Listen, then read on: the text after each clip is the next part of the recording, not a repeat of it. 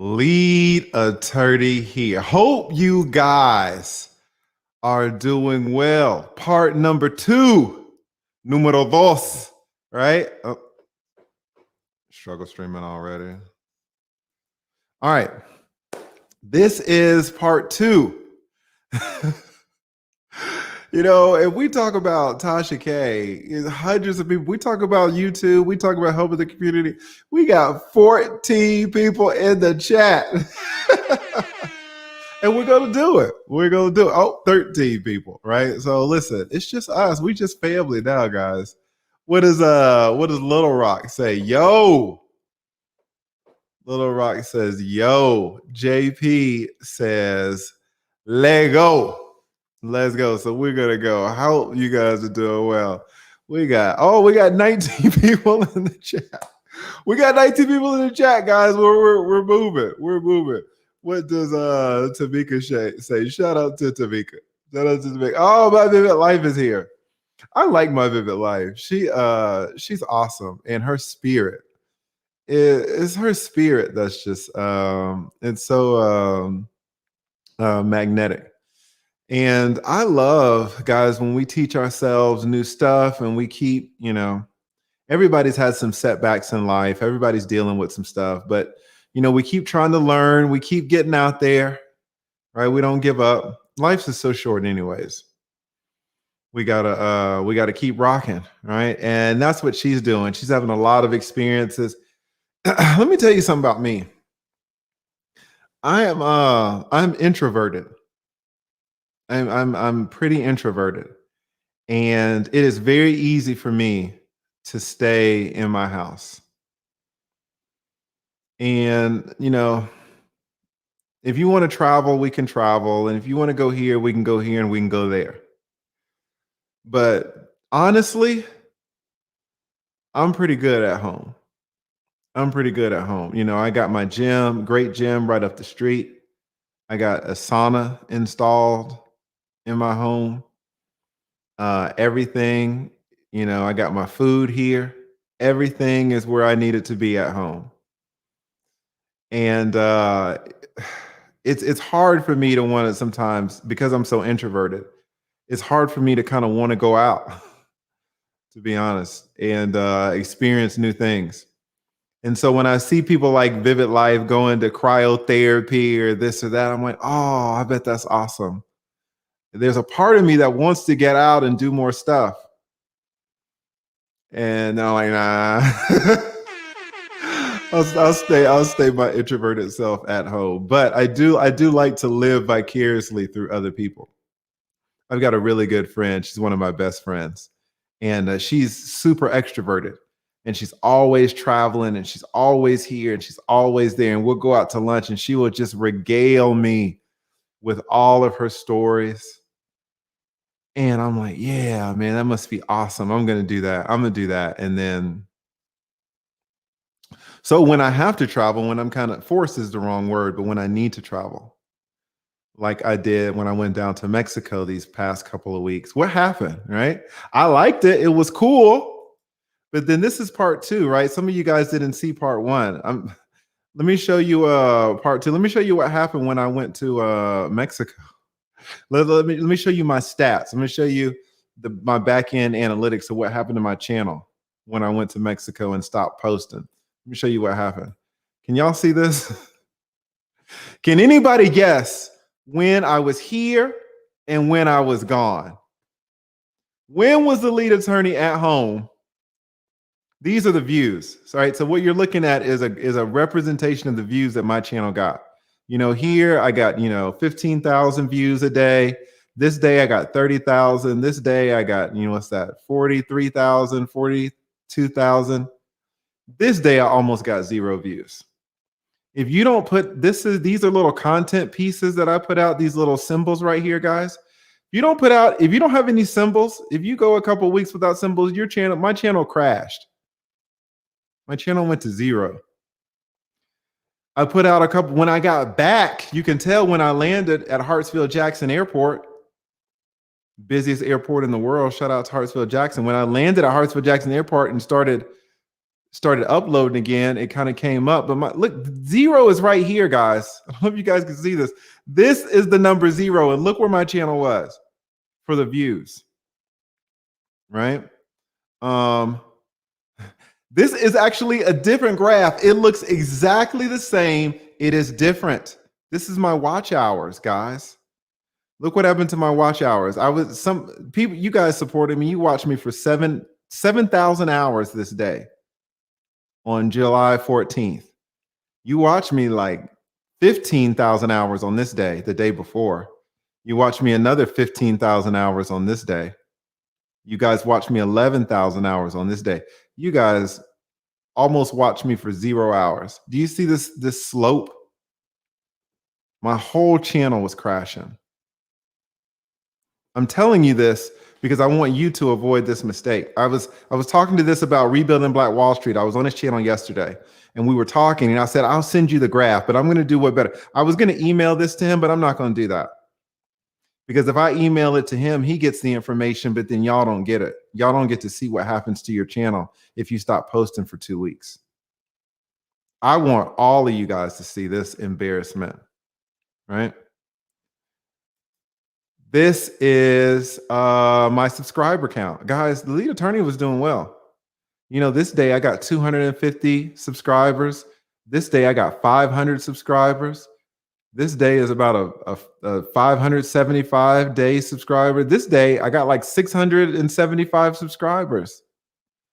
When I went down to Mexico, man, I was getting like 20 subscribers, 30 subscribers. Things have gotten bad. If you don't post it if you don't post on YouTube, if you don't keep it going, if you're not consistent, you will be punished. Your whole damn, y'all saw it. It's not me lying to you. My whole channel crashed. Right? And rebuilding Black Wall Street, he was like, "Oh man, thank you for telling me that. I didn't know." And I was like, "Yeah, I didn't know either." But when he said that, it triggered me. I said, "Well, instantly, I got to send you the charts," because I was just talking to him. You know, I was on his live stream. You guys are on my live stream. I was on his live stream, and so I was just typing in the comment section like you guys are. And when he said he didn't know that, I was like, "Watch, I'm gonna send you the charts, but I'm gonna do one better. I'm gonna share the charts with you too, so you see. Your channel can crash." It can absolutely crash. So, you know, I want to be like My Vivid Life and travel and do this and that. And then when I do it, I get spanked on the other end. It's hard to win out here. It is hard to win. What does Beautiful Lies say? I thought I made you are you a moderator? Guys, we got 91 people in the chat. I promise you if I was talking about Charlemagne the God, it's okay though, because we're family. I'm gonna private this video. Guys, you know what I'm gonna do? Since it's just us, it's 88 people. Let's get real. You know, let's get a little intimate. Can we get intimate? We're all family anyway. I'm private in this anyway. If you want to come up, I'm gonna drop the link. Let me drop the link right now.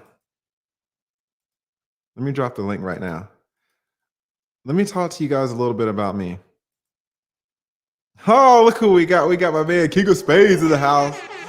King of Spades has been supporting me since the beginning of time, guys.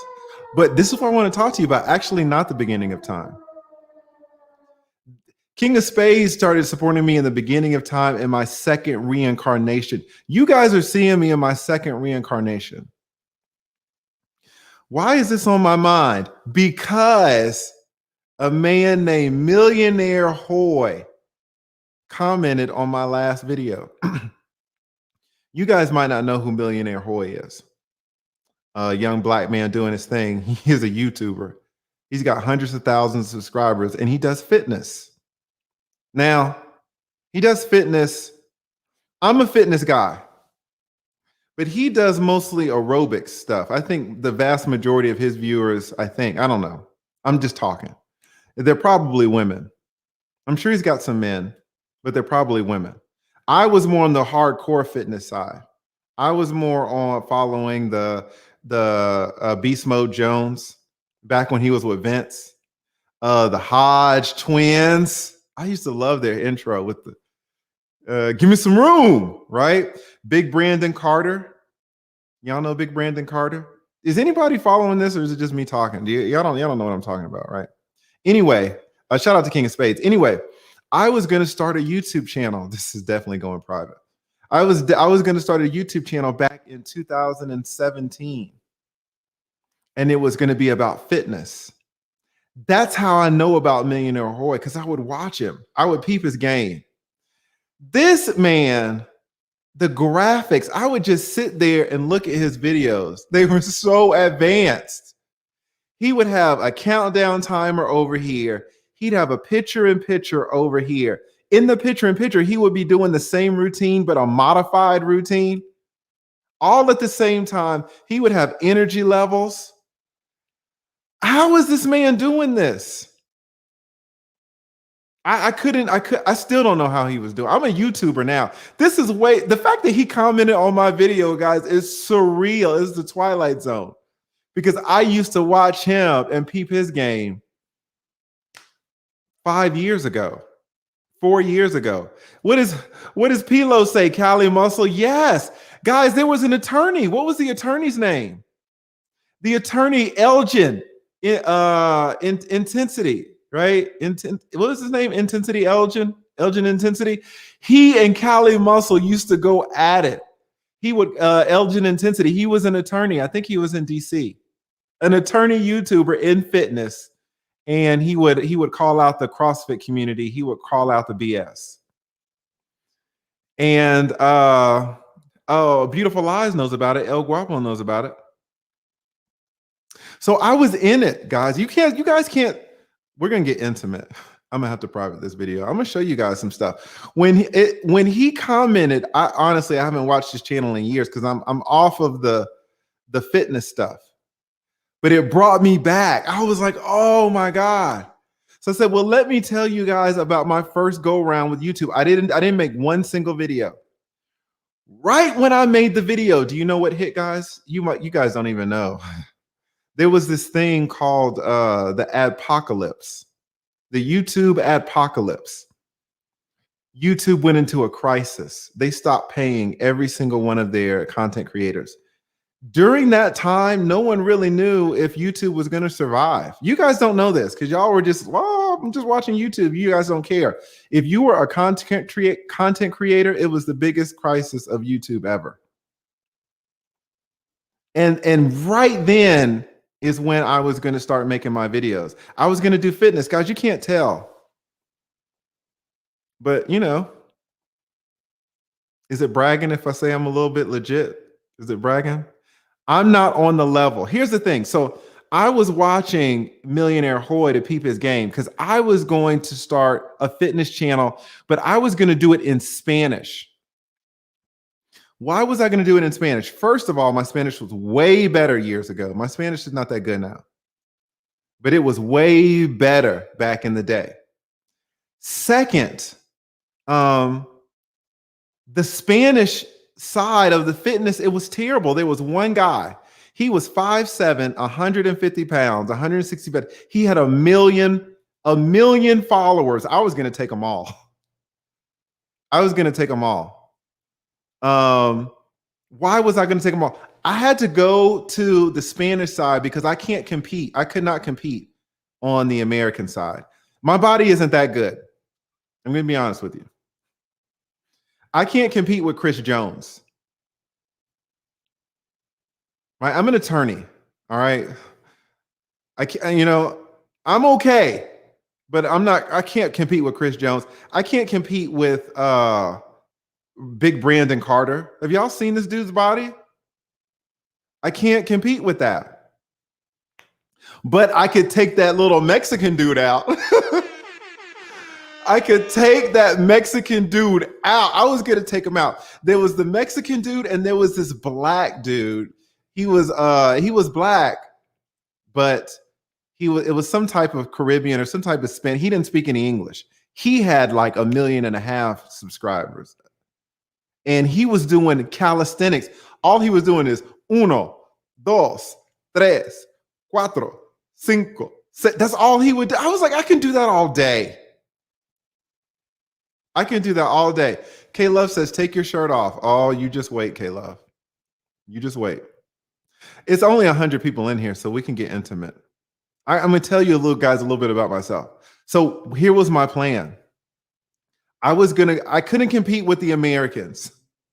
Chris Jones, what the hell am I supposed to do with this dude? I can't. I don't have a body like that. Cali Muscle, shout out to Cali Muscle. Is he not on all of the steroids? I'm an attorney. I got to go to court tomorrow. I can't be in somebody's gym popping steroids. So you got to go where the market takes you. I couldn't compete in the American market. So what did I do? Guys, let me tell you something. I'm a guy, right? So I hate arts and crafts. I went to Barnes and Nobles and bought like 50 magazines about working out. I went home and I got an X-Acto knife and I cut out the pages. And then I put all of the pages on a wall in a bedroom.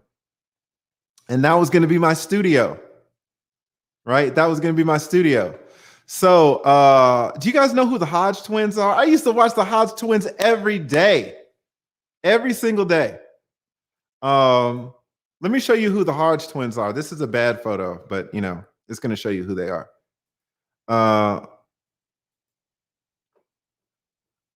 These are the Hodge twins. This is the lead attorney. I hate this photo, but these are the Hodge twins. So I'm 6'3", guys, and you can't tell in this picture, but I could take that 5'7" Mexican dude out. I was going to take him out. I was big into the Hodge twins. The Hodge twins came to Atlanta. That photo, they were in Atlanta. They had transitioned. They had gotten so big that I know, Spencer. Was that not crazy? I have followed them for so many years, and then they flipped overnight. Shout out to them because they're even making more money now. But they were the man back in the day. They were my favorite content creators. They came to Atlanta. They did a comedy show. I went to the comedy show, paid extra for the backstage or to talk with them a little bit, got my photo taken with them. I was huge fan. So guys, listen. So when Millionaire Hoy comments on my video, I'm like, are you serious? Because I was big into the fitness game back then. I was big into it, right? And so what I did was I went to Barnes and Nobles, got all of these magazines, cut out the pages, and then taped the pages, all these various pages to the wall. And I was going to talk in front of the page. That was going to be my little studio, right? Let me show you. This is embarrassing, guys, but Millionaire Hoy is making me do this, making me go down memory lane. This is the wall. This is going to be my studio, right? All of these are just, this right here is the camera, right? So this is the camera and this is the wall. And I was going to be in between the wall. That's another, this is the camera. This is the light, right? This is the light. And I was going to be in the studio. So this is going to be my whole studio, guys. Now listen, I was going to take 1 million subscribers from this Mexican dude. He was so tiny. Now I could be tiny too, my weight can fluctuate. Let me show you what I look like at like 210. Okay. This is me at like 210. I've got really good ab genetics, right? This is me at 210. But I can get, even when I'm fluffy, like I'm a little fluffy now at 225, right? You can still, my abs aren't as good at 225. But even then at it's nothing for me to get down to 210 and I'm killing them with the abs. All right. So I was going to start a fitness channel all in Spanish. And I was going to get 1 million subscribers. Like this law stuff, I'm like, man, I'm a lawyer. Why am I talking about law? I ain't talking about no damn law. Like I wanted an escape. And so when Millionaire Hoy, go back and look at this is part 2, right? I did a part 1 a few hours ago. He commented on part 1 and I was amazed. Millionaire Hoy, the black dude, he got it out the mud, man.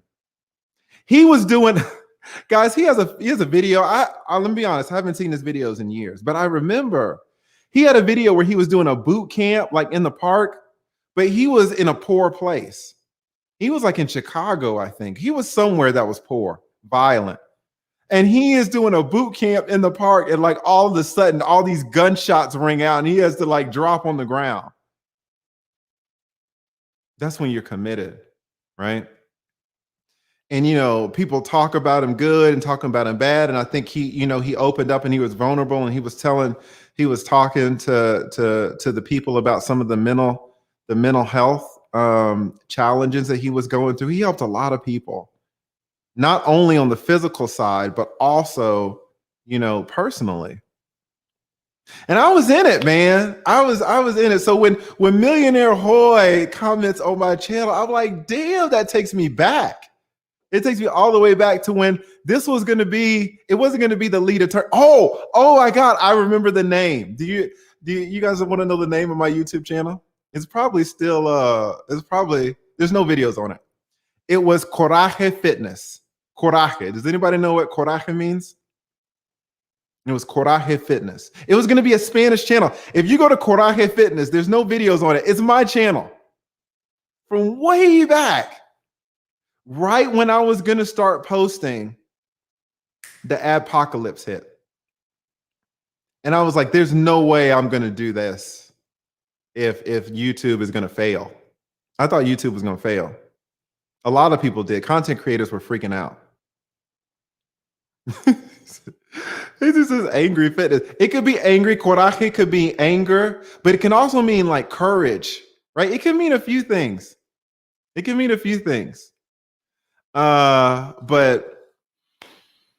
I was gonna get it, man. But then it went. And so when the apocalypse hit, I gave it all up.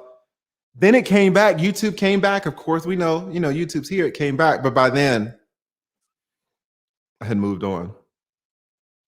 So that was going to be my first go around. So shout out to King of Spades. King of Spades is supporting the lead attorney, but this is the reincarnation. There was another lead attorney before him. I knew what my channel name was, Coraje Fitness. I didn't know what I was going to call myself. My Spanish was so good back then, guys. And I was gonna kill it. I was gonna be like a Hispanic millionaire Hoy. But there's this black dude. He is dark. He's so dark, and but he's not African American. I think he's African, but I don't know where he's from because he speaks Spanish. And he would be like in these abandoned buildings, like no production. Like an abandoned building, just doing exercises. You compare that to Millionaire Hoy. I was like, I can't do fitness in the United States. These guys are way too advanced for me. Somebody go over, just look, somebody drop Millionaire Hoy's link and just click on his videos and see all of the graphics and the overlays. You guys know I struggle stream. How the hell am I supposed to do that? I'm a content creator now. I still don't know where he gets those damn overlays. Shout out to EJ88. What does EJ say? Name of the YouTube book. What do you think of Meet Kevin's course? The name, I'm so glad you reminded me of this. The book is called The YouTube Formula. It is by Daryl Eves, right? The YouTube Formula is the name of the book. The first half of the book is fluff. The second half of the book is the truth. It's legit. The first half of the book was fluff for me, but that's because I've been doing YouTube for a year. So it was fluff for me. It might not be fluff for you. It probably will be because it's just stories, to be honest. It's filler. It's nice stories to explain stuff, but they're stories. It's not the hardcore, actionable information that you need. The second half of the book is the truth. It's super legit. For 20 bucks? Come on. Now, EJ88 says, what do you think about the YouTube course? That course was not 20 bucks. Meet Kevin, if you guys know who Meet Kevin is, he's actually running for governor now in California. I don't know if it's a publicity stunt or what, but he has 1.5 million subscribers on YouTube, and he talks about real estate and finances, the stock market. He's killing the game. He came out with a course. It cost $500. I bought it. I got it on sale. I got a discount code, so it cost me like $350. That course is the truth. It didn't really help me so much. It gave me 3 or 4 things that blew my mind. The 3 or 4 things that it told me were worth the $350. I would have gotten more value out of it if I had bought the course in the beginning and not struggled for a damn year on YouTube trying to figure this stuff out myself. So, the 3 or 4 things that I got out of it was worth the $350. If I had bought it before I started YouTube and started with that course, it would have helped me out tremendously. Now, do you know what? This book and Meet Kevin, they lack a whole swath of information. What is the information about this? About live streaming. This book has 300 pages. Do you know how many pages are dedicated to live streaming? 1. If you want to do a Jessica X style, channel where you're just you're just live streaming. If you want to do a lead attorney type of channel where you're just live streaming. If you want to do a Kevin Samuels channel where you're just live streaming, this is not going to help you out too much. It's cheap, right? So, I mean, $20. It's dinner. So you might as well buy it, I suppose. But it's not going to help you. There's going to be so much information that you need that will not be in this book. It's not going to be in here. Kevin Samuels. Meet Kevin's course is more comprehensive, but it doesn't really talk about live streaming either. It doesn't. These courses talk about making real videos, 8-minute videos, 12-minute videos, 15-minute videos. If you just want a channel making videos, definitely get this book. And if you can afford it, definitely get the Meet Kevin course. Again, I got it for $350. I'm not sure if the discount code is still active or not. So this is a great comment, EJ88. Thank you for the super chat. But I would buy both. I would buy this book again, and I would buy the course again, even though none of this. What is Ebony L say? Live streaming is where I am clueless. Yeah, this book isn't going to help you with the live streaming. Meet Kevin course is not really going to help you. It's going to tell you. Meet Kevin is more comprehensive. He's going to talk about the lighting that you need. He's going to talk about the audio that you need. He's going to talk about the sound. I guess sound is audio. The camera, the computer. He's going to talk about the equipment. He's going to talk about some philosophy. Talk about editing. But live streaming, you're not editing. I don't edit these things. I just press record, and here we are. Right. So there's nothing that I know of, and I know a lot about the information that's out here. I'm not a very good YouTuber, but when I get something in my head, I like to research it. So I've researched a lot about YouTube, and I don't always put into practice what I research. But I haven't seen any course out here on just about live streaming. So when Macy, shout out to Macy. This is rare to hear his honesty. Yeah, I want to be open with you and tell you about, kind of what I've been through. But, you can buy this book, which is a great book for videos. Shout out to Pink Book Lessons. Is that right? I love her channel. All she does is videos, right? Now, if you're doing a reaction video, if you have a reaction style channel, do you need Kevin? You don't need any of this stuff, to be honest. This is $20, right? You might as well buy it for $20. If you're going to do a reaction style channel, I'm not sure I would pay $350 for Meet Kevin's course, because it's so easy. It's pretty easy. But yeah, I don't know. I'm going to drop the, thank you, My Vivid Life. Yes. Get this. I mean, it's $20, guys. Get the damn book. I ordered it off Amazon. Kayla. Caleb is awesome, man. Shout out to Caleb. I'm gonna drop the chat. Let's bring some people up. Guys, if you want to come in, if you want to talk, if you want to ask me questions or share tips, if you've got a YouTube channel, you want to shout your channel out, please come on up. I pulled up private nobody first, but let me get Sim Saya, because Sim was on previously, but I had to run off because I had a consultation. So Sim, can you hear me? Yes, I can hear you. Can you hear me? Yes. Thank you again. So we're in part 2. Let's assume that nobody saw part 1. All right. So shout out your YouTube channel and tell us what's going on with your channel and kind of what you think. What's going on, family? I am Simsia. I hail originally from South Africa, but I've been in America since '93. So this is technically my home. And so the YouTube channel really just documents my journey through personal finance, you know. So a good portion of my time here has been spent in really trying to figure out how to really live the American dream. And a lot of it has been spent really doing the wrong things. So my channel is based upon the core concepts of pursuing financial independence and the small incremental things you can do as a regular wage earner, that would allow you an opportunity to build wealth slowly. So that's essentially what it is. It just documents, and it's me speaking on some of the discoveries that I've made, and maybe some things that some other professionals can share as it relates to personal finance. Awesome. And how long have you been on YouTube, did you say? So I've been talking about it for at least 2 years, but Yeah. this week will be my third week with my channel. Oh, So third week. So you're a baby. Shout yeah, out super to baby. Sim. Excellent.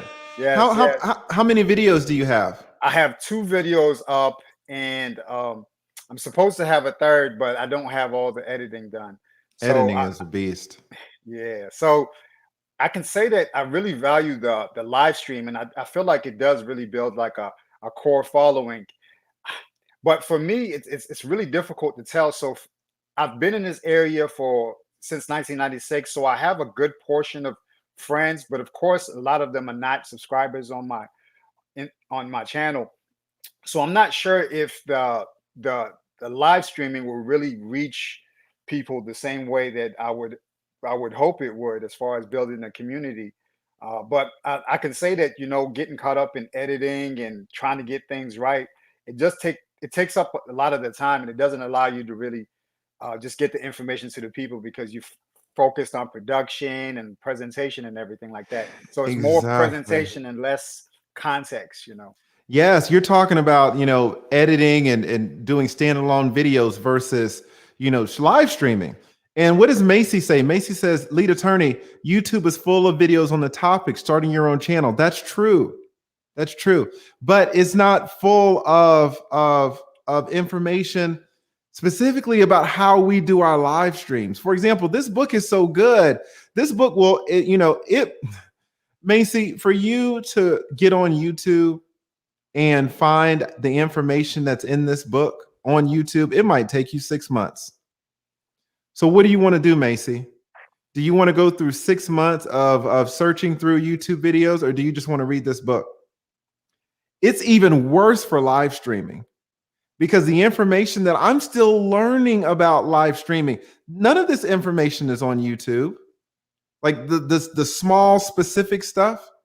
Like, for example, someone taught me something today. Someone said, if you put I tell people, come on, shout your channel out, drop the link to your channel in the chat. I found out today they can't do that. I've been saying that for 3 months. Where am I going to find a YouTube video that says, if you're not a moderator, you can't put a link in your comment section? Right? That's the good thing about having these streams, because we can talk to each other and ask each other very specific questions. I had a woman on a month ago. She told me how in the woman sector of YouTube, moderators were taking over YouTubers' channels. A YouTuber would have, let's say, 20 moderators. The moderators would get together and take over the whole channel. You think you're going to find this in the book? You think you're going to find this on YouTube, Macy? This is stuff that's going on right now in these streets. So if you say, Macy, that YouTube is full of videos on just the topic of starting a channel, you're absolutely right. But you need the details. The devil is in the details, right? Having said that, I've watched so many videos on starting on YouTube and the algorithm, and there is a lot of information. So Macy's exactly right about that. But as I can't, let me just give me 1 second. What is I can and I will say, leaders, what do you think about HBCU law schools? I think they're awesome. I was in front of a judge, one of my favorite judges. He went to, I think it was Howard. The fact that he went to Howard, in my mind, raised up Howard's reputation. It wasn't the other way around. Like we can, man, Black people, we can do it. I mean, look at this channel. Like there's so many, most of it's Black, most of our audience is Black, but we're helping each other out. We're building up each other. We're creating a community. I got on here, a few hours before. Larry Reed just came in and said, "Here, young brother, here's $100." Right? Like we're helping each other out. We're supporting each other. So we can do that on YouTube. We can do that in business, and we can do that in law school. We can do that in medical school. I was down. I went to Atlanta. I was going from the airport, and I saw that Morehouse is over there on the West End. They're expanding their medical school, right? So HBCUs are doing it. They are absolutely doing it. I'm sorry about that, Sim. What did you say? Now, I was going to say, in reference to what Marcy was saying, one of the things that I discovered even within the personal finance space is that when you don't have the ability to discern whether information is valuable, or even the ability to identify something that makes sense or that will help you out going into the future, then you just end up being scattered and you're all over the place. So if you're not getting like concise information that really leads to an actionable result, then what they say, confused people do nothing, so. Yes. So how often do you think you're going to be able to post videos? So I wanted to say at least a minimum of once a week, but I know that's very conservative, and I have a lot of information that I'd like to unpack, but I'm a little bit, because personal finance is the core focus of my page. I didn't want it to be just a talking head where I'm just sitting here and I'm just lecturing people on what they should do and what they should not do. Like Well, me. it's a little bit different with you, because you're using like popular culture and you're mixing it into information that's actionable. And what I said earlier in the comments was that I believe that your channel is like the warning label for men that they need to read as they go into their journey of manhood. Oh, I like that. That's deep right there. Shout out to Sam. I like that. Mm-hmm. But I'll just say that, for me, I think an opportunity for us to have a crowdsourced approach similar to what you're doing right now, to just learning YouTube and really just growing overall.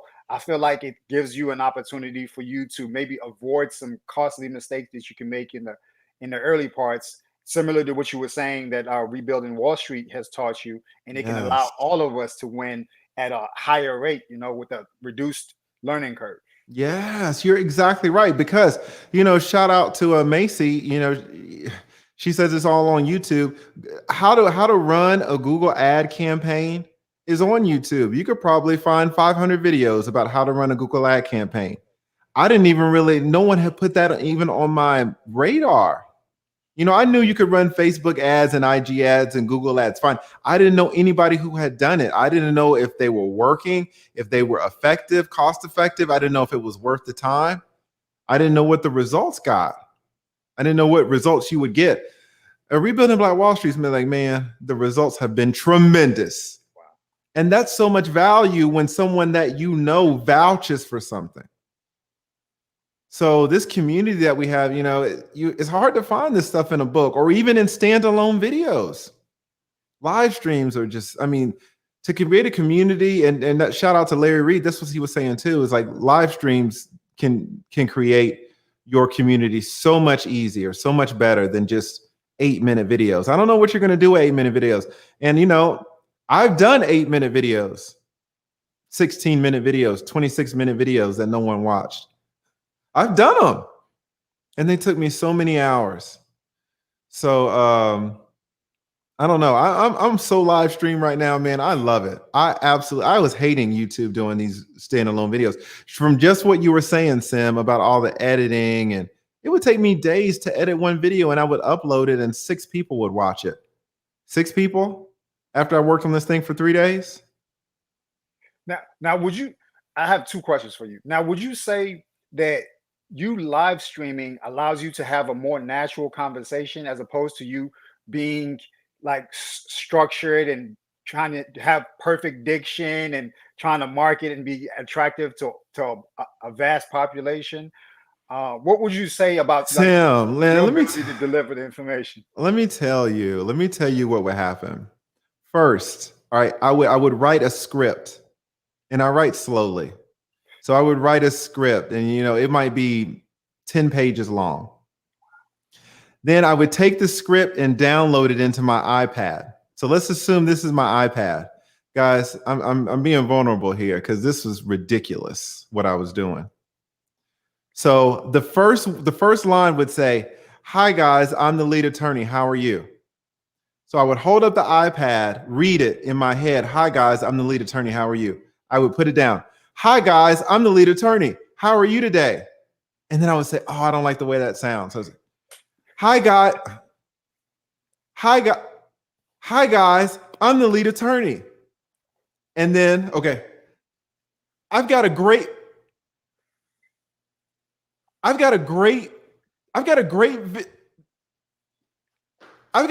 video for you, nigga. It took me so long just to get through a video. So then I was like, I can't do this anymore. I'm sweating over here. All right. I couldn't do it anymore. Go back and watch you guys might not be able to tell. My first video was with my iPad doing that. It took me so many hours to do that video, just to film it. Because I was going sentence by sentence. Then I was like, no, forget that. So then I got a teleprompter. I got a cheap teleprompter, and I would upload the scripts into the teleprompter. But because the teleprompter was it was cheap. It was only like $100. It didn't really work very well, and I was doing that for a few videos. And I was like, no, I need a better teleprompter. So then I spent more money, got a better teleprompter. The first teleprompter I had a remote control, but it was kind of dicey, and it would move down line by line so instead of me using the iPad, I would just look at the teleprompter. So some of y'all guys can't tell, but my videos, maybe 5 through 10, I'm using a teleprompter in all those. I never freestyled one video ever in my life. Some of y'all can just go up here and freestyle a video without a script. I'm an attorney. I couldn't do it. I needed every single word. And so I went from the iPad to the teleprompter, but even with the teleprompter, sometimes I couldn't see it. I don't know if my vision isn't that good. Sometimes I'd be like, what does it say? Or I would misread it. So I'd have to reread the line. So instead of rereading the lines from the iPad, I would be rereading the lines from the damn teleprompter. Then I bought a better teleprompter, and that worked a little better. But it was still crazy. And I haven't even started editing, guys. Listen to what I'm telling you. I've done a script, and I'm uploading it here and there and reading in the teleprompter. It takes hours. I haven't even started editing. Once I finished that, then I would start the editing process, and it was so long. People are like, oh, use iMovie or use DaVinci Resolve. I was like, no, I got a job. I'm going to do the best. I'm going to give me my Final Cut Pro. Here's your $300. Oh, now that I get it, guess what? I don't know how to use it. So now I'm doing a 3-hour tutorial on YouTube. Just like Macy said, everything's on YouTube, right? So it's a 3-hour great tutorial, but then I don't learn enough. So then I do a 5-hour tutorial on how to use Final Cut Pro. So that's 8 hours before I even started editing my first video. I've got 8 hours plus all of the recording time in.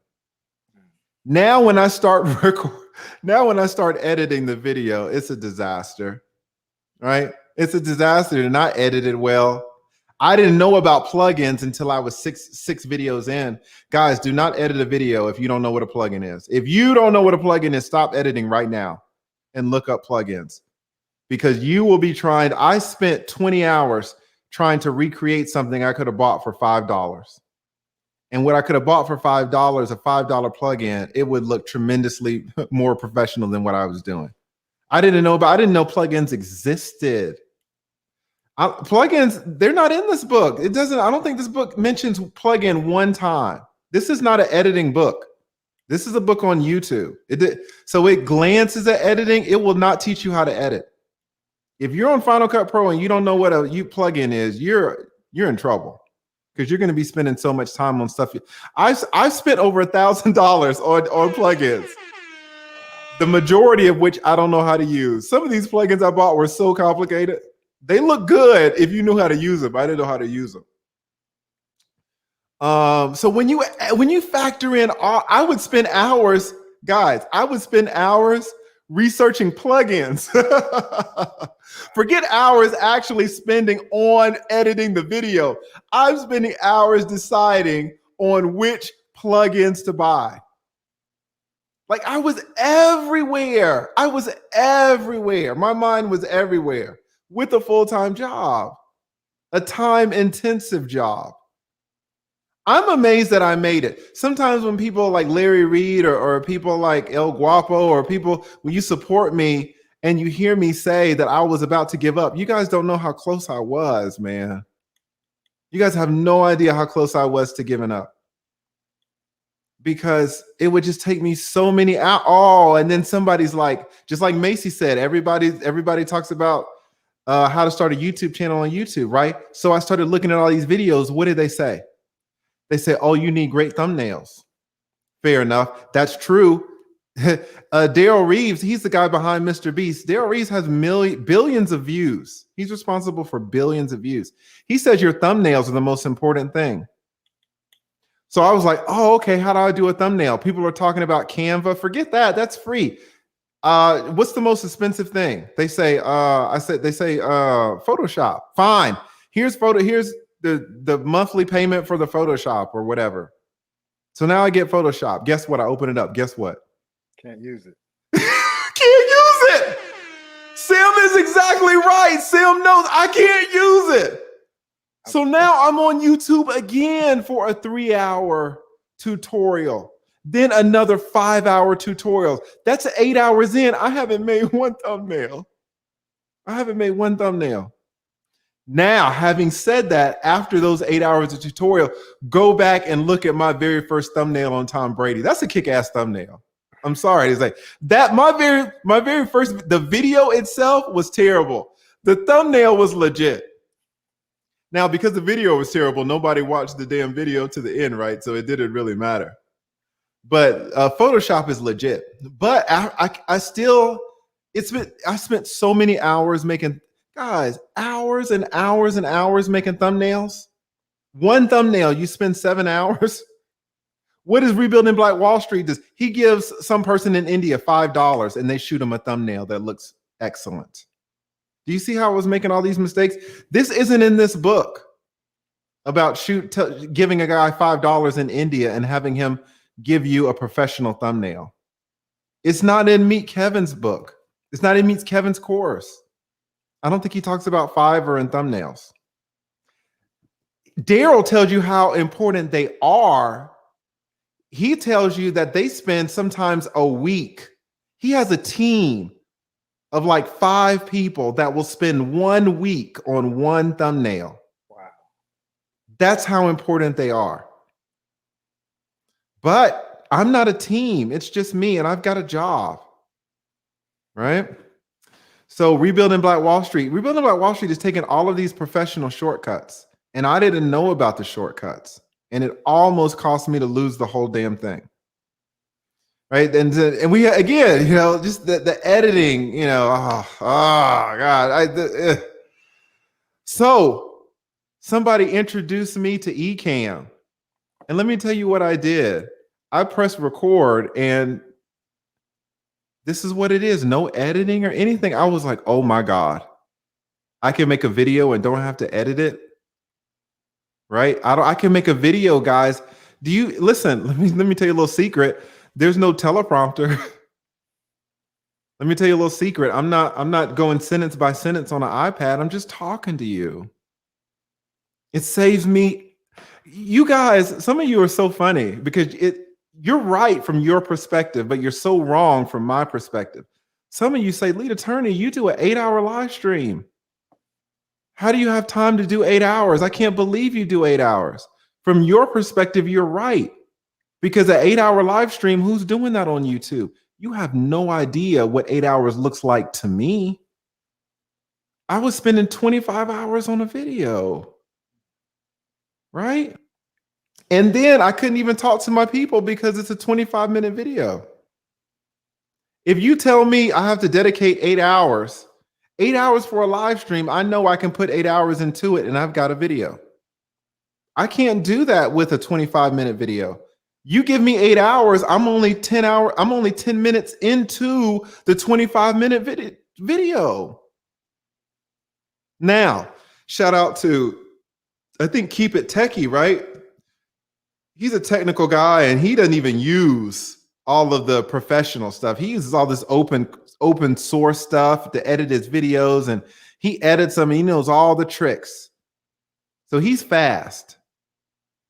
So maybe you're fast, right? So don't necessarily listen to me. Obviously, I'm slow. But for me to do real videos, I couldn't do it. Now, if I was doing reaction videos, those would probably go a lot faster. Reaction videos are pretty fast. But it was, you guys don't believe, you cannot believe the struggles that I went through. I was really struggling. I would not be here today if there were no live streams. I would have given up. Absolutely would have given up. And it just wouldn't have been worth my time. These live streams have saved me. You know, people are like, oh, you did a 5-hour live stream. Aren't you tired? I'm in my head. Oh, you have no idea. You have no idea how fast 5 hours goes to me, right? As opposed to 25 hours. Yes, my thumbnails still are terrible, but you know, I use Canva now. I canceled that damn Photoshop. I can't, you know. One of the 4 huge epiphany things that I got from Meet Kevin's course. You know what Meet Kevin taught me? I bought the course when I was still doing these damn 25-hour edits. You know what he said? He said, yeah. I love doing videos, but I don't edit them more than 5 minutes. What? He's like, oh yeah, I got the 5-minute edit. I said, what the fuck is a 5-minute edit? He's like, yeah, I get all this equipment. I record the video. I script it kind of paragraph, bullet points. Then I have the camera up. He has Meet Kevin has a teleprompter. And he says, you know, I kind of use the teleprompter to guide me, and I just do it one take. And if I mess up, guess what? I messed up. I ain't going back. And then once I record the video, I cut off the beginning, I cut off the end, upload it, 5 minutes. If I can't do a video in 5 minutes, I ain't doing it. Wow. It was, I mean, it was an epiphany. I was like, oh my God. Because the main problem, the biggest problem that I had with YouTube was speed. I was so slow. My videos were bad, but that's to be expected. Everybody's videos are going to be bad when they were beginning. That wasn't my problem. My problem is that I was taking 20 hours to do a video. When he showed me it was possible to do a video in 5 minutes, it was a game changer. Just for that knowledge alone, he did a whole video on the course. He wasn't just telling you guys, Meet Kevin course is awesome. He filmed a whole video for you. On one of the modules, he films a whole video and then films himself edited. So you see the whole thing. And so it wasn't like, oh yeah, I do 5-minute edits and then I got to take his word for it. I saw him do it and saw him upload it. And the video that he uploaded is still on his channel and it's probably got, 100,000 views. So it was a paradigm shift. I thought, okay, if I'm spending 25 hours, if I can get down to 19 hours, then maybe that's a good thing. I didn't know that. No, you should be, you can do it in 5-10 minutes. It's amazing. Now, so that was one of maybe the 3 or 4 things that little piece of knowledge right there to watch him do it. My main problem was the speed, and to see how he fixed my problem. That one thing was absolutely worth $350. It's all about knowledge, guys. Sometimes we are battling with something, and somebody else they fixed it a long time ago. They fixed it so long ago, and they will fix it in a way that you couldn't even imagine the solution. Right? So to me, I mean, it was a game changer. Yeah. So I mean, last question. yeah. So my last question is a little bit off topic, but I'm curious, what is with attorneys and you all's addiction to fitness? I've noticed a pattern. Like I know some people who are attorneys, and I've noticed that a lot of the attorneys that I know, they generally go hard in the gym. Is it one of the coping mechanisms that you all use in order for you to deal with your career, or what would you say in your opinion? Honestly, I've never heard this. I know a lot of fat attorneys. I know a lot of overweight attorneys. I know a lot of attorneys who smoke weed. I know a lot of attorneys who are drunkards. Really the only attorney on YouTube who's into fitness, I think, was Elgin Intensity, and that was years ago. So I haven't seen the whole attorneys being into fitness, to be honest. I haven't seen that. All right. I think in my local community. I think that's you. Yeah, I think just randomly you have contacts with attorneys who go hard in the gym, because that's, to me, where I'm at. That's not what I see. Every time I walk into court, fat attorneys everywhere. But every time I walk into the mall, they're fat Americans. Like, we're just all, you know what I'm saying? We all eat this crap. So what does it end up? It's just the stress. But maybe you say too, it's a stress mechanism. I don't know. But yeah, thank you for coming on, Sim, and keep pushing out that content, man. Thank you. Try the live streams though. Try them. Just try a few. So because with a smaller group, would you say that they would have any impact, or what yes? Would you say about that? When I started doing live streams, there were 30 people in the chat. Okay. Shout out to Rebuilding Black Wall Street. Rebuilding Black Wall Street, he'll do a whole live stream. The 15, 20 people will show up. But by doing that, he got monetized in less than 3 weeks. Oh wow. That and the Google AdSense stuff. Wow. Well, yeah. Listen, when I started this chat, there were 9 people. When I started this live stream, there were 9 people. There are 191 people in this stream, Sim. If I was talking about Charlemagne the God, there would be 700. So don't even worry about the number. Listen, I noticed that there are not 700 people in the stream right now. I notice it. I don't care. I'm not going to tell you not to notice it, because it's human nature to notice.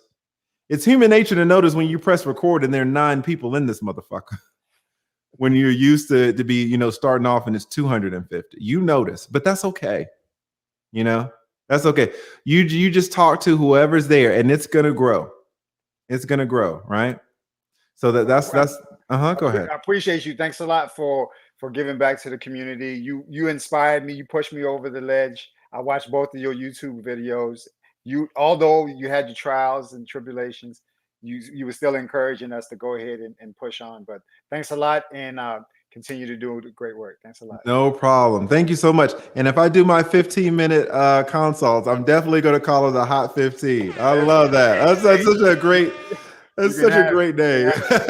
I'll credit you for that. So thank you so much. Thank you so much, Sam. Thank you. Have a good one. Thank you. All right, let's get to Private Nobody, and then we're calling up the Black girls. Okay. Private Nobody, can you hear me? Yes, I had to unmute. Can you hear me? Yes, sir. Yes, sir. Thank you so much for coming on. Really, really appreciate it. So you have a YouTube channel, is that right? Not exactly. I do have one, but I haven't used it. But I'm quite familiar with doing webinars, seminars, conference calls for like the last 13 years. Unfortunately, what I do, it deals in the private sector, Mm-hmm. and it may not translate well in the public for obvious reasons. Right. So legal in nature, but on the private side, most people are totally unaware that there's a private side of life as well as public. Mm-hmm. Most of us deal in the public, like what you do. That's in the public. But we won't go into that now. But that's basically the only reason why I don't have a YouTube channel that deals primarily with my niche, Mm-hmm. because it can cause problems. So Right. we do that on the private side. If I do make it active, it would be a lead-in into my private membership association, because I have a group that I had up for since about 2011. Mm-hmm. So, and we deal with those issues. But what I called about, and I've been modern to you for the last, 3 or 4 months. Mm-hmm. And I truly appreciate what you're doing. It's not done enough as far as give back by attorneys. I'm familiar with the profession, although I'm not an attorney, but I've been involved for like 34 years. Again, mostly on the private side and successful. But I called about the gentleman who you spoke to earlier on part 1. Okay. Who basically, I guess you would say that he was asking for services for nothing before he would pay. Now, I don't believe he explained himself well enough for easy comprehension. I go back in my own experience as a real estate professional. If I don't sell, I don't get paid. So that was one of the professions where you have to do something to get paid. Same thing with car salesmen. And there's other professions. I remember even Kevin Samuels mentioned when he was working with MCI, he was basically working on commission. If he didn't close deals, he didn't get paid. So there are areas in our commerce that operates that way. It's a small market. Majority is you provide the service, you get paid. But there are, small areas in the capitalistic system or the fabric thereof that do operate that way. I don't understand what you're saying. So let's say you use a car dealership, okay?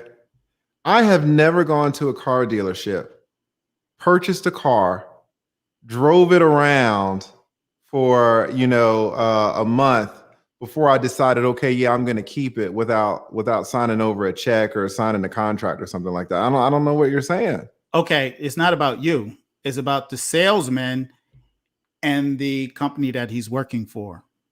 No. It is about me though, because here's the thing. From what I understood, what he was saying, he was trying to get services from a gentleman who he had not paid.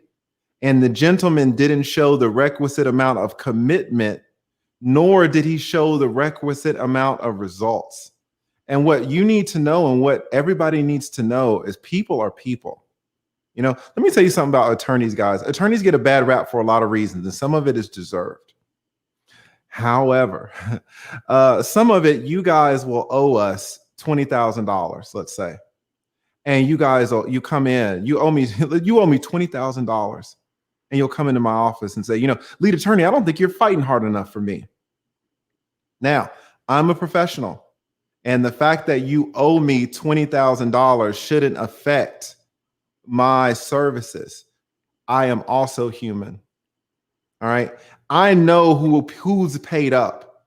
I know who owes me a little bit, and I know who owes me a lot. Sometimes you can get into the habit of thinking that people are machines, and they're not. Shout out to Denzel Washington. He had that movie about when he had a movie, I think it was Man on Fire, where he was a bodyguard, but he had a drinking problem. And so this rich family, they're trying to hire him, and he's kind of lackadaisical about it. And he's like, yeah, well, you can hire me if you want. But what did he say? He says the services are on par with the pay. My services are on par with the pay. And this is what O'Shea Duke Jackson talks about, us as YouTubers going to other YouTubers empty-handed asking for handouts. You're talking to people, right? So when you ask something from somebody and you have no value to offer, you're just asking, do my social media for how much? For free? Handle my case, how much? For free? Protect my family with your life, how much? For free? What type of services do you think you're going to get? Private nobody? Okay. I think you misinterpreted what I was trying to say, but I agree with your analysis and assessment because I relate to that. I relate to that based on the business that I'm in. Mm-hmm. And what you just articulated is what I have experienced over the years.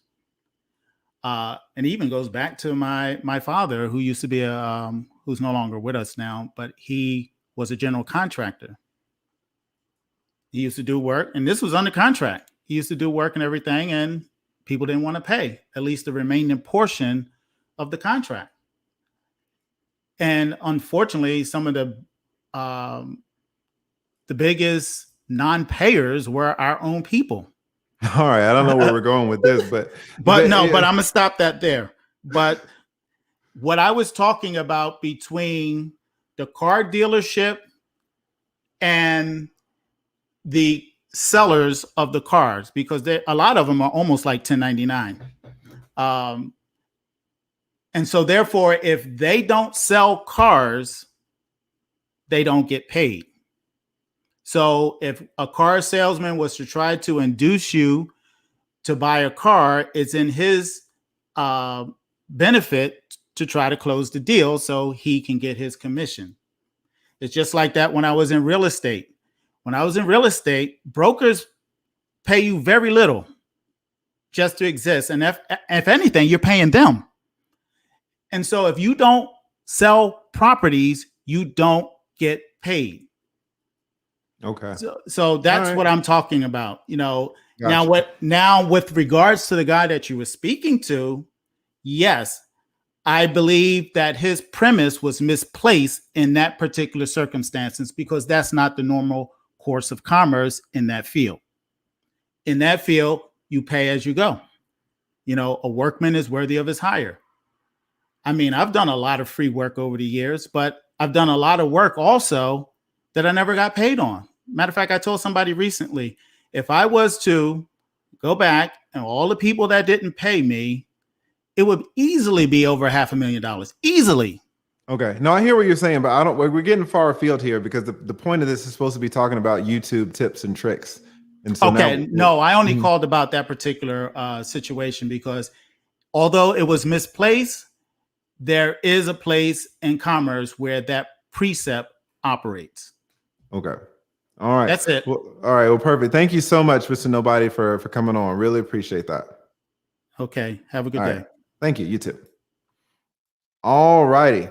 Let us get Black girls getting their shift. Black girls getting their shift together.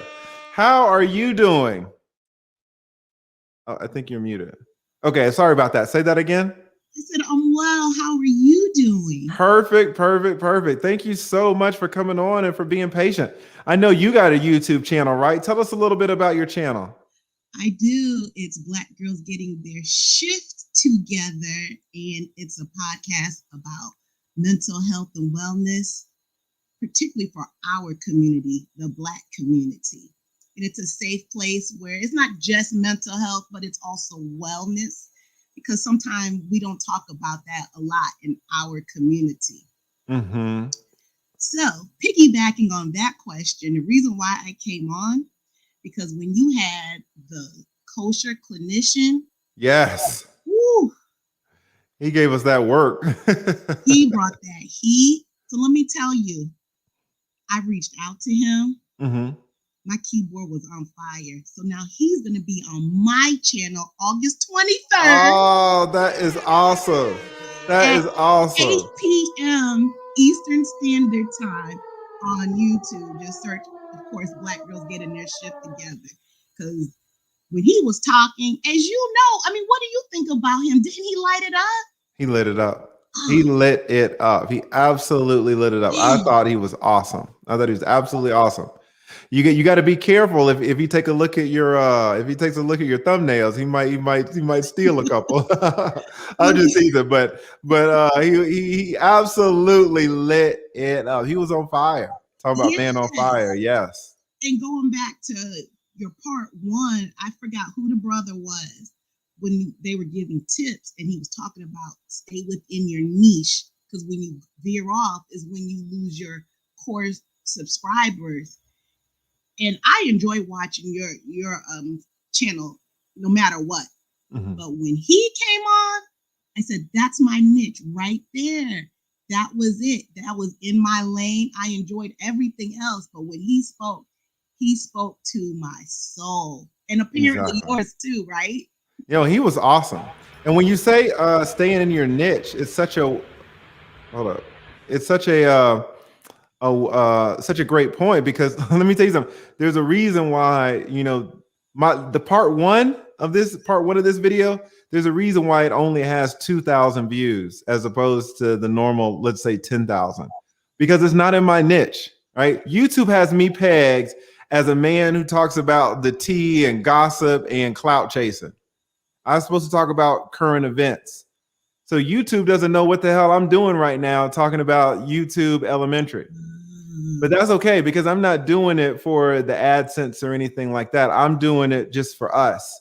But the point needs to be stated that I'm confusing the YouTube algorithm right now, because there is a whole section of YouTube that talks about how to make a YouTube video, how to make a YouTube channel. And they don't have, YouTube does not have me in that genre. They don't have me in that category. They have me in the category of, O'Shea and Red Pill Kevin Samuels and Kwame Brown. They have me in this category. So when I make a video about how to get better on a YouTube channel, the algorithm doesn't know what I'm doing. The algorithm really is telling me that I'm making a mistake, which is why there are 200 people in the chat and my last video only has 2,000 views, right?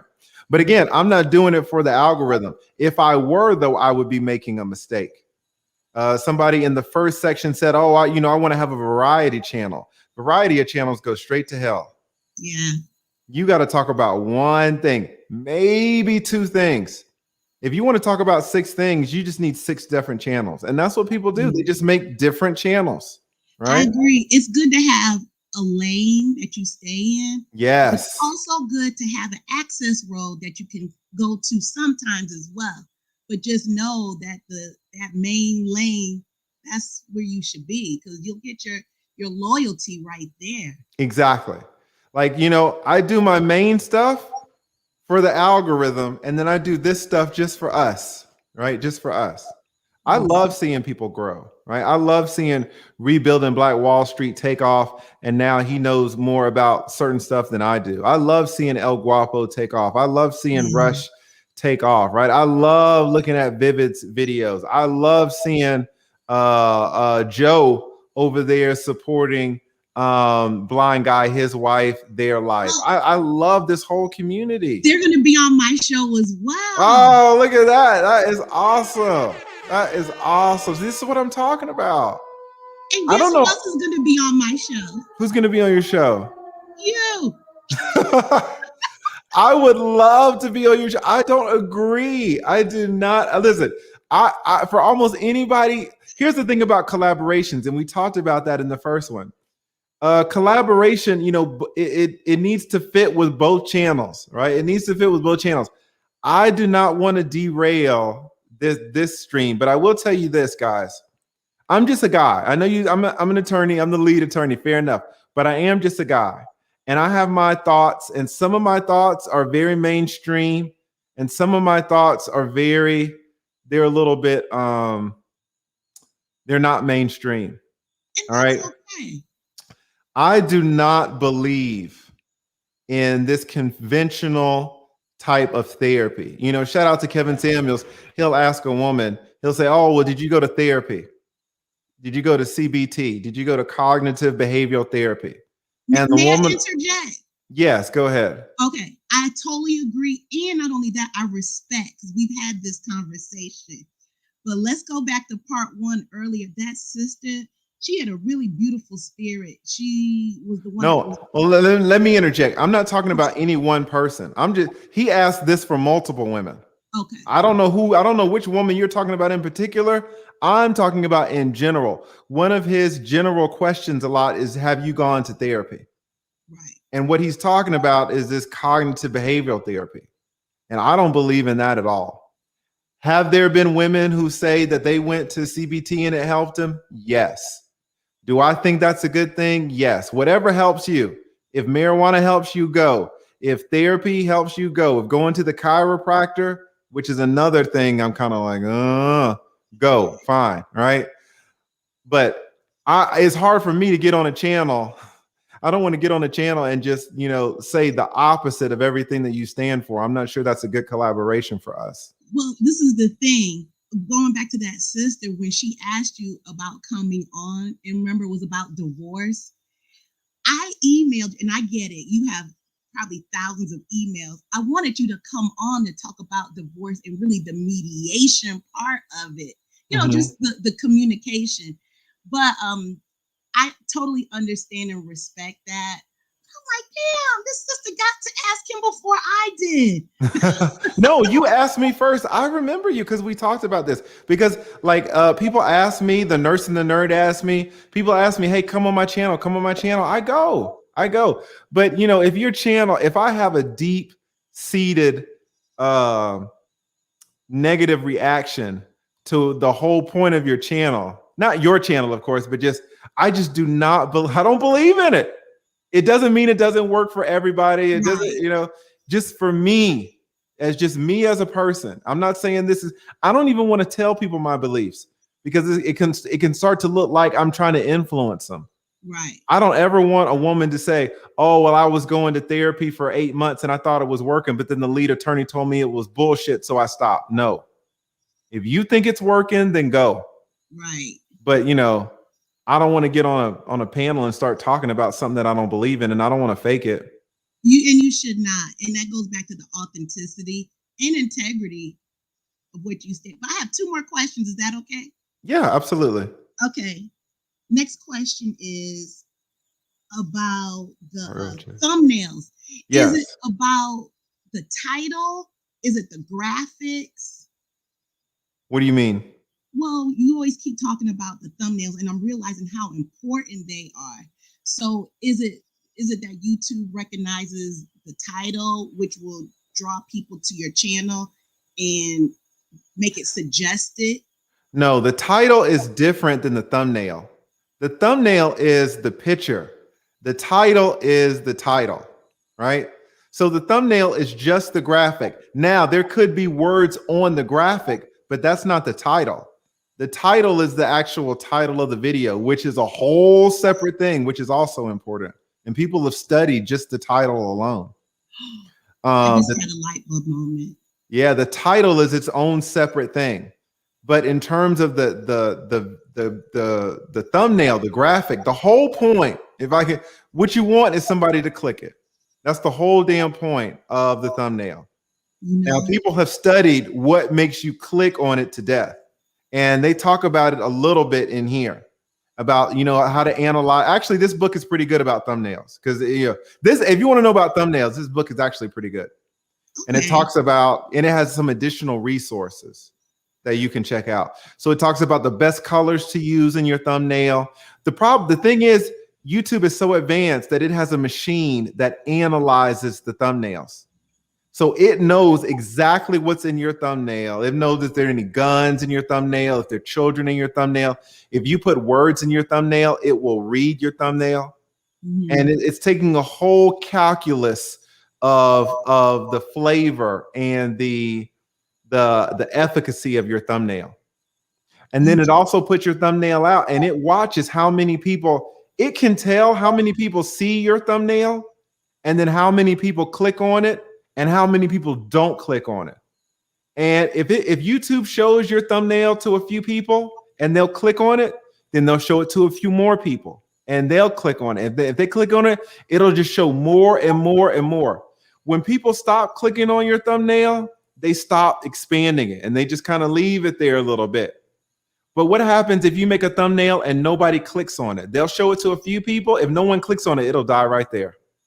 It'll die right there. That's why thumbnails are so important, because you could have the best video in the world.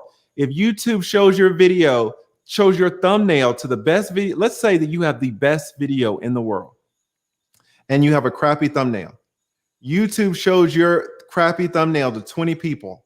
If not one of those 20 people clicks on your thumbnail, YouTube will tank your video and no one will see it.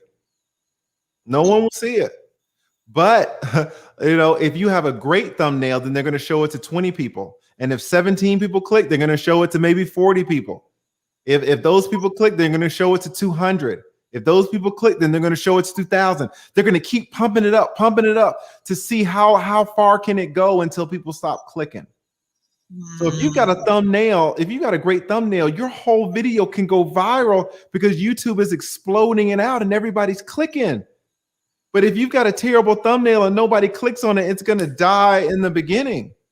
Wow. It's never going to happen. Go ahead. I'm sorry. Excuse me. Go ahead. No, I'm just saying, if you have a crappy thumbnail, it's never going to get the chance to get out and start to do work. It makes sense, because just starting out, I'm a new YouTuber as well, and I had no thumbnails, right? Yeah. And then one episode I had, it was I didn't realize it was that great of a title.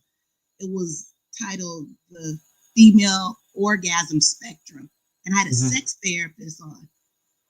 We finished, there was probably 150 views, like instantly, just like that. Yeah. Now I'm going to go back and put a dope ass picture for the thumbnail. Exactly. Yes. Especially if you're talking about let me tell you something. You want guys to click on a video, start talking about female orgasms. Yeah. You might not even, that might be a video that can get a lot of views with a terrible thumbnail, right? Because dudes are going to click regardless. But if you have a great thumbnail, that whole video could blow up. Yeah, that's amazing. So, okay, my other question is, why did you post that thirst trap? Listen, I'm going to be honest with you guys. I'm going to be honest with you. I'm going to be transparent in all things, But when Millionaire Hoy came in and commented on my picture, it took me all the way back.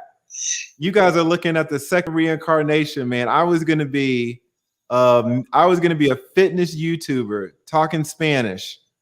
And I knew exactly where my million subscribers were going to come from, because there was a guy, it was a Mexican dude, and he had 1 million subscribers, and his body was terrible, and his information was terrible. Everything was terrible. I couldn't compete with the Americans, because you take a black dude who's been working out for 15 years, like a Chris Jones. Like, come on, man, my body can't compare to his. I'm realistic. All right. I know that I don't have a body like Big Brandon Carter, but I can go over to the Mexicans and take all their views. Right. So I am not ashamed to go where I can win. I am not ashamed to go beat up the 6-year-olds. I'll go beat them up. You better put it on them. So right. Are you going to make that picture your next YouTube thumbnail? I am not. And in fact, I am deleting this video. So y'all better get the information while you can. This video is not going to stay around. The first part will, though. The first part will be.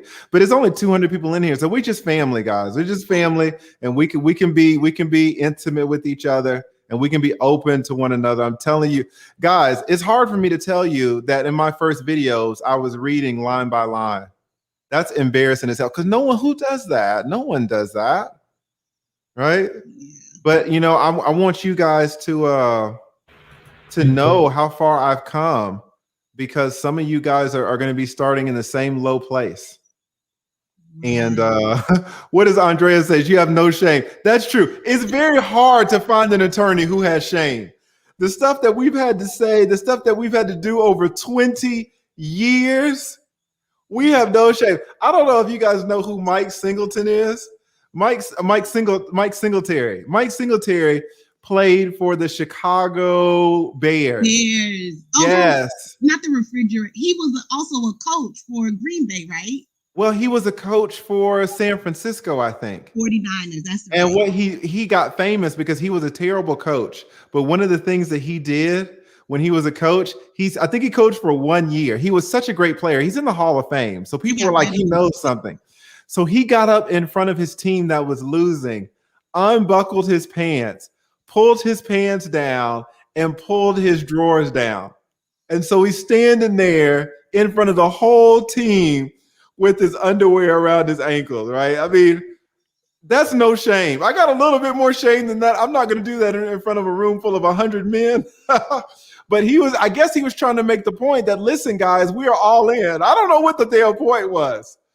But to be honest, that was weird. I mean, it was a room full of 100 men, and he unbuckles his pants, pulls his pants down, pulls his drawers down, like, here it is. I don't know what the damn point was, but I guess he was trying to say that, they're a fan. I don't know what the damn point was. The point is, though, that man has no shame. That was the point, right? I got a little bit more shame than that.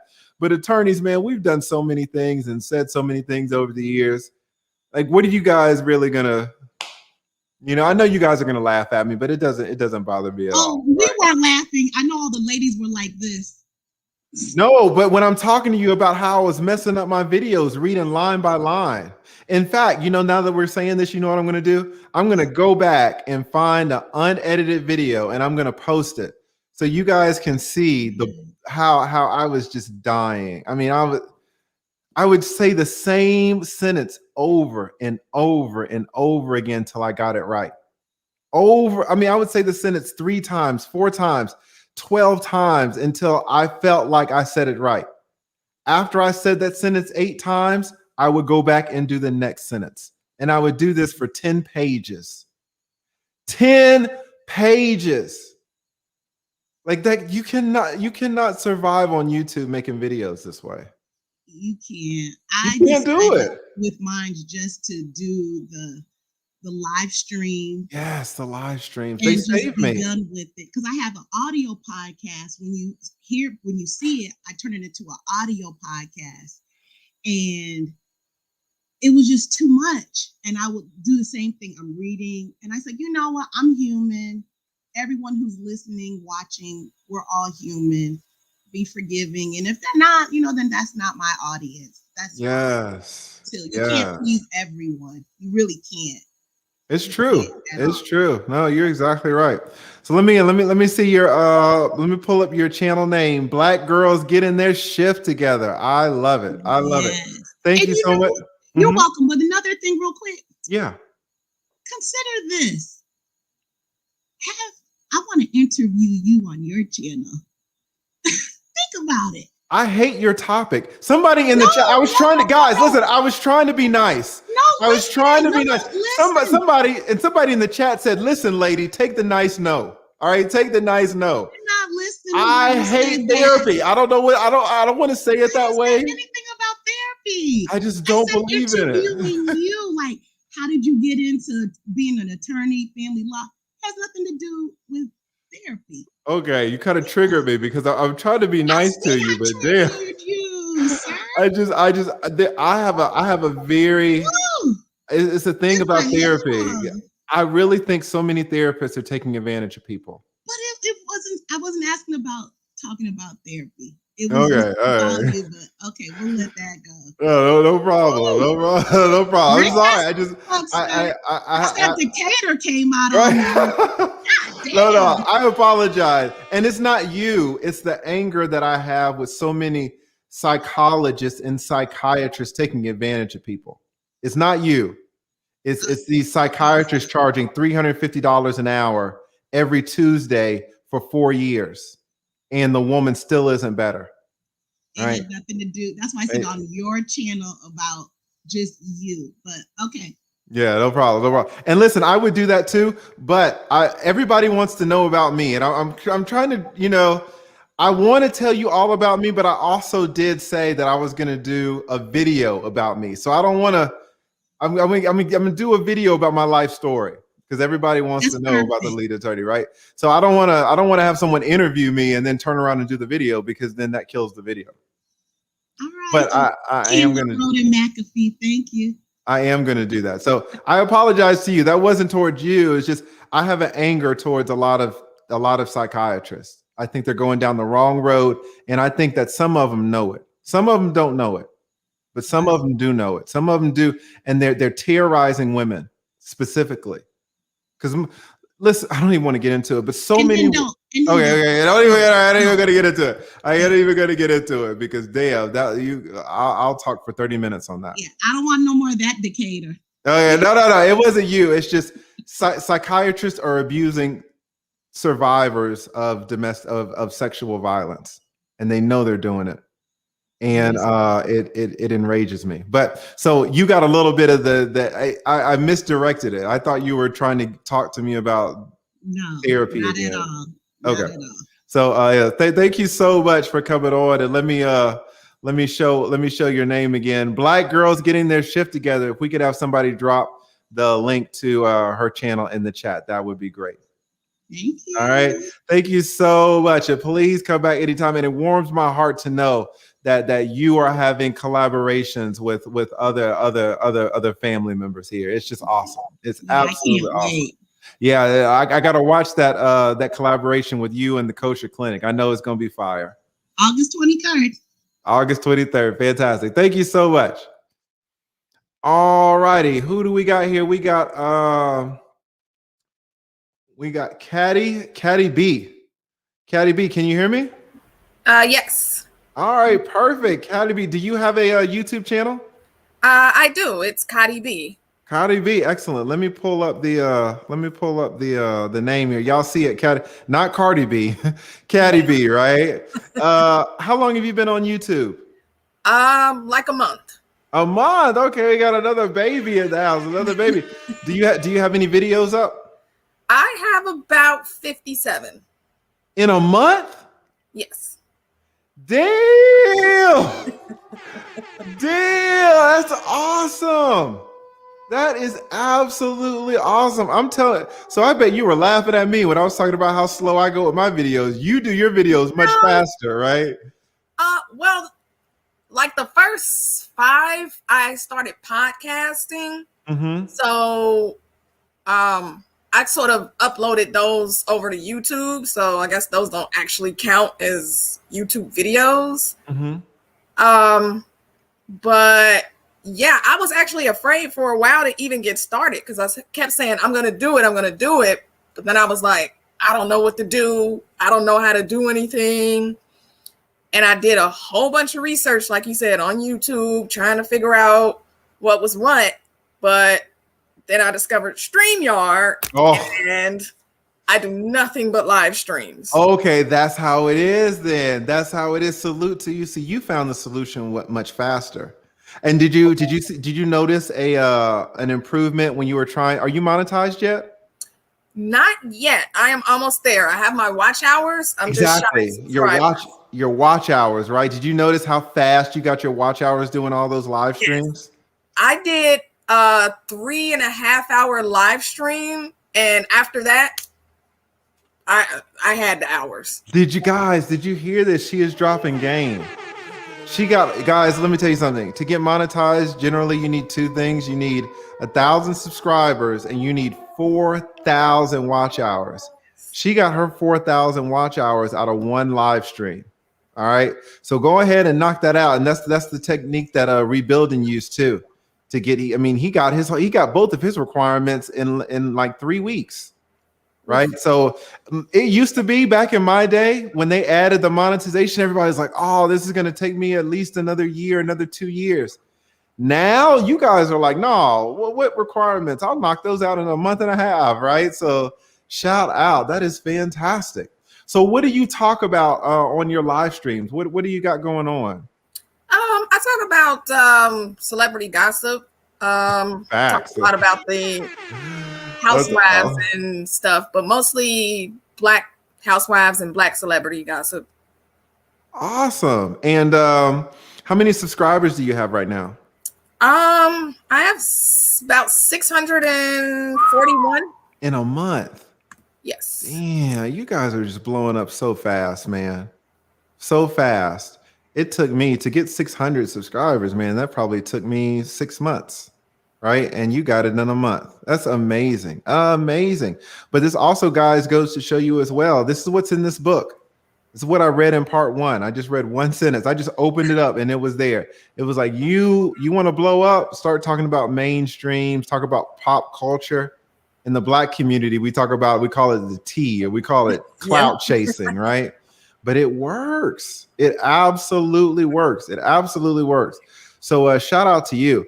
What do you have any questions, or do you have any tips for newer YouTubers like yourself, or kind of what do you think about all this? I know YouTube, like Creator Studio, whatever, tells you collabs is a good way to get known. Yes. You can get in with a bigger YouTuber. That's a good way. Yes. Also riding the wave of something. Yes.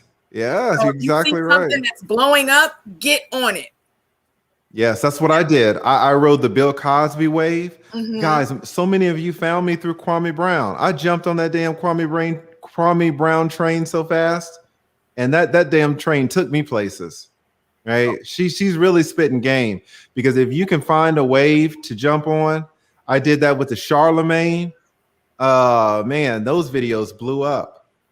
Right? That might have been the very first video I had with 100,000 subscribers. I didn't even know what I was talking about. People started talking about Charlemagne. I was like, okay.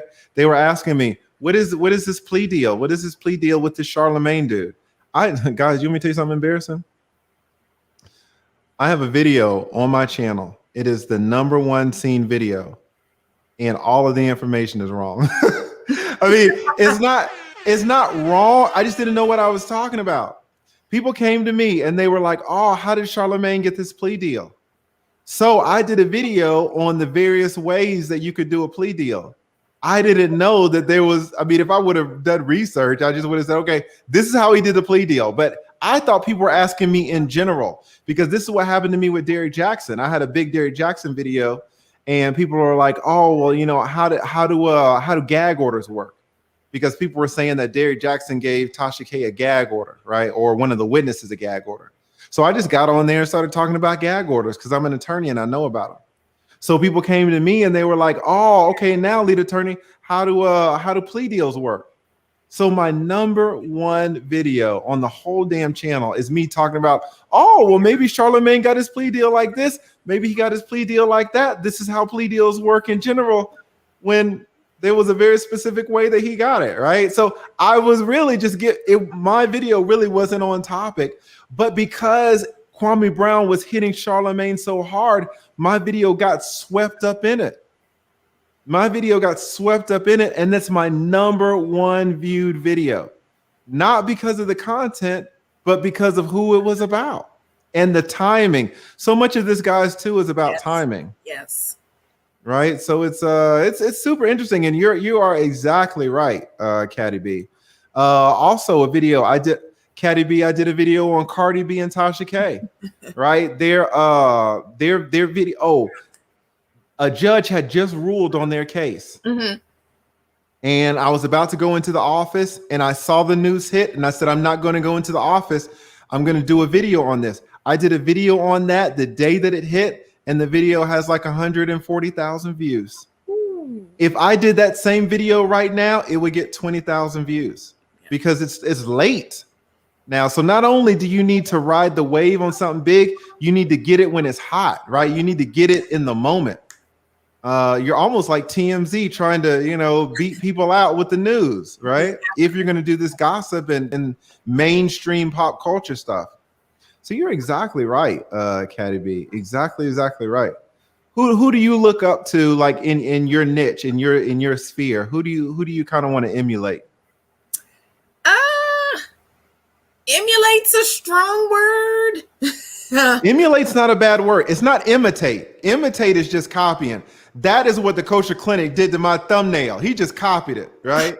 So not copying is bad, but emulate is just, take a lot from them, be influenced, kind of learn from them. Who, like, for example, maybe in my sphere, I'm doing these live streams. I don't do videos anymore. I just do live streams. Who's the best live streamer in this sector? Kevin Samuels. Would I love to learn some tips from him and emulate, some of the stuff that he has going on? I mean, the proof is in the pudding, right? So whose channel do you kind of look up? Or Jessica X. Jessica X also has a live stream. I love the way she handles her live streams. So who in your sector do you like? Do you think is really good? I love Lovely T. Have you heard of her? I've never heard of Lovely T. Shout out to Lovely T. Yes, I absolutely love her. And she actually gets to the truth of the gossip.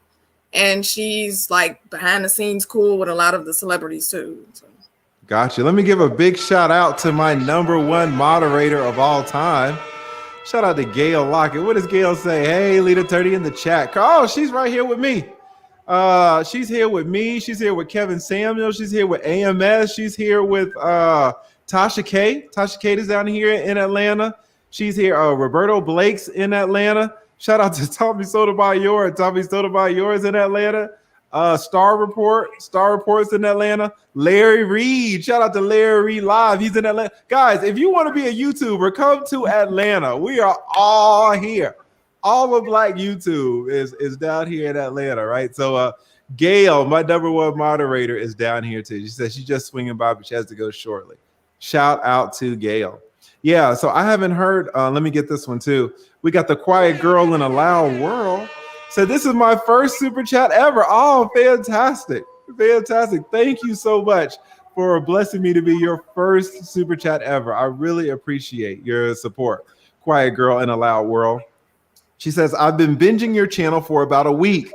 I love the intelligent dialogue. Keep it up. Yes, that is really one of the best things that I like about this channel too. The community, right? People talk about making 8-minute videos, 10-minute videos.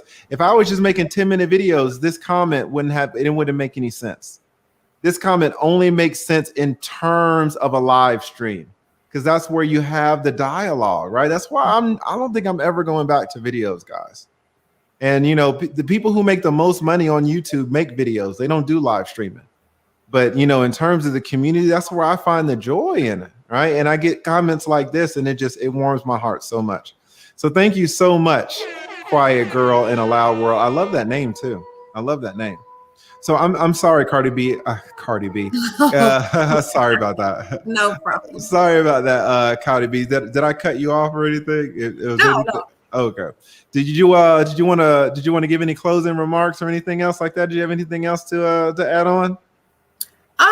Just that I love your channel. I found you about 3 weeks ago. Mm-hmm. So I don't always watch straight through the 8 hours, but I do always come back and finish them. Perfect. Well, listen, thank you so much. Yeah, 8 hours. I couldn't do it either. People ask me if I watch Kevin Samuel. Shout out to Kevin. He goes long too. I can't do 3 hours, but what I do, I don't know if Kevin Samuels does this, but I love you guys. So what I do, and it takes me sometimes 2 hours, I go back and I make chapters for you guys. So you don't have to watch the whole thing. You can just watch my videos in chapters, right? It took me 2 hours to do the chapters for my last live stream, the 8-hour live stream I did. So guys, please use those chapters because it takes me a long time to put them in there. Because I have to rewatch the whole 8 hours, so I fast forward through it some, but to get the parts right. So thank you so much, Cardi B. Let me pull your name up, and I think Tim already dropped the link to your chat to your channel. So shout out to Cardi B. Thank you so much for coming up. Really appreciate it. All right, fantastic. Let's go here to the Seattle Black Veteran. Seattle Black Veteran in the house. I think you were on a couple of weeks ago, right? You were moving. So now you're in your new studio. Is that what we're looking at here? I think I might have you muted. Oh, it says you muted yourself. Can you unmute? Can you hear me now? Yeah, I can hear you. Your sound is terrible. Really? Let me turn it down here. Can you hear me a little better?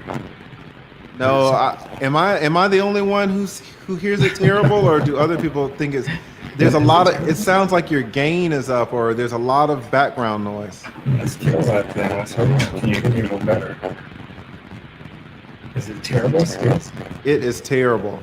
I don't have nothing running in the background. I'll come back to you. If people thought it was terrible, yeah, K Love said it was awful. So I didn't want to subject the family to that anymore. So I'm gonna come back to you. Everybody's. Oh, do you have a fan on? Maybe Mr. Stewart nailed it. Do you have a fan on? Because it sounded. Susan said. Susan's tribe said it sounded like you're on the moon. Shout out to Susan's tribe. All right, let's go to Keish. Let's go to is it Kenshin or Kenshawn? Can you hear me? Yes, Kenshawn. Kenshawn. Okay, thank you. Let me pull your let me pull. All right, Kenshawn, holistic health coach. Shout out to Kenshawn. Tell us a little bit about your YouTube channel. Well, my YouTube channel is right now a mess because I listened to you and I listened to the last live stream you had about tips. That's why I love you, and I love the information that you bring out because for one, I know I'm crap. From what you just explained.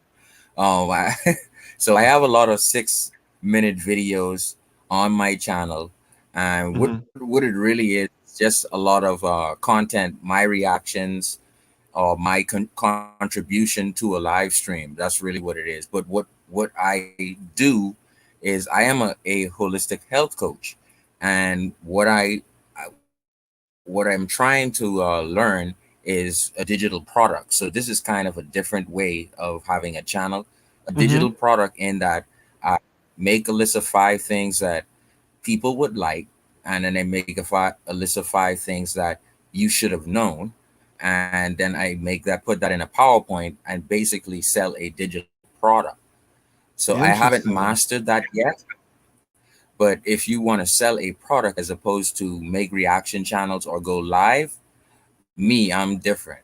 So my service is basically to help people to get a healthy immune system in the 4 quadrants of the body, that being the bone, soft tissue, digestive, and blood sugar levels. So that's my profession. And so I'm learning now that I need to listen to you. I need to open a new channel just to do that instead of what I'm doing now. Yes, do not don't make the mistake that so many people did. I didn't make this mistake, but because I couldn't even make enough content to make this mistake. But a lot of people have a variety channel where they talk about a lot of different things, and YouTube just punishes you for it. Absolutely punishes you for it. We got is Rush Ribbon coming back into the fold? You know, she was so bad at us. We blew up her channel. I'm sorry, Rush Ribbon, to blow up your stream.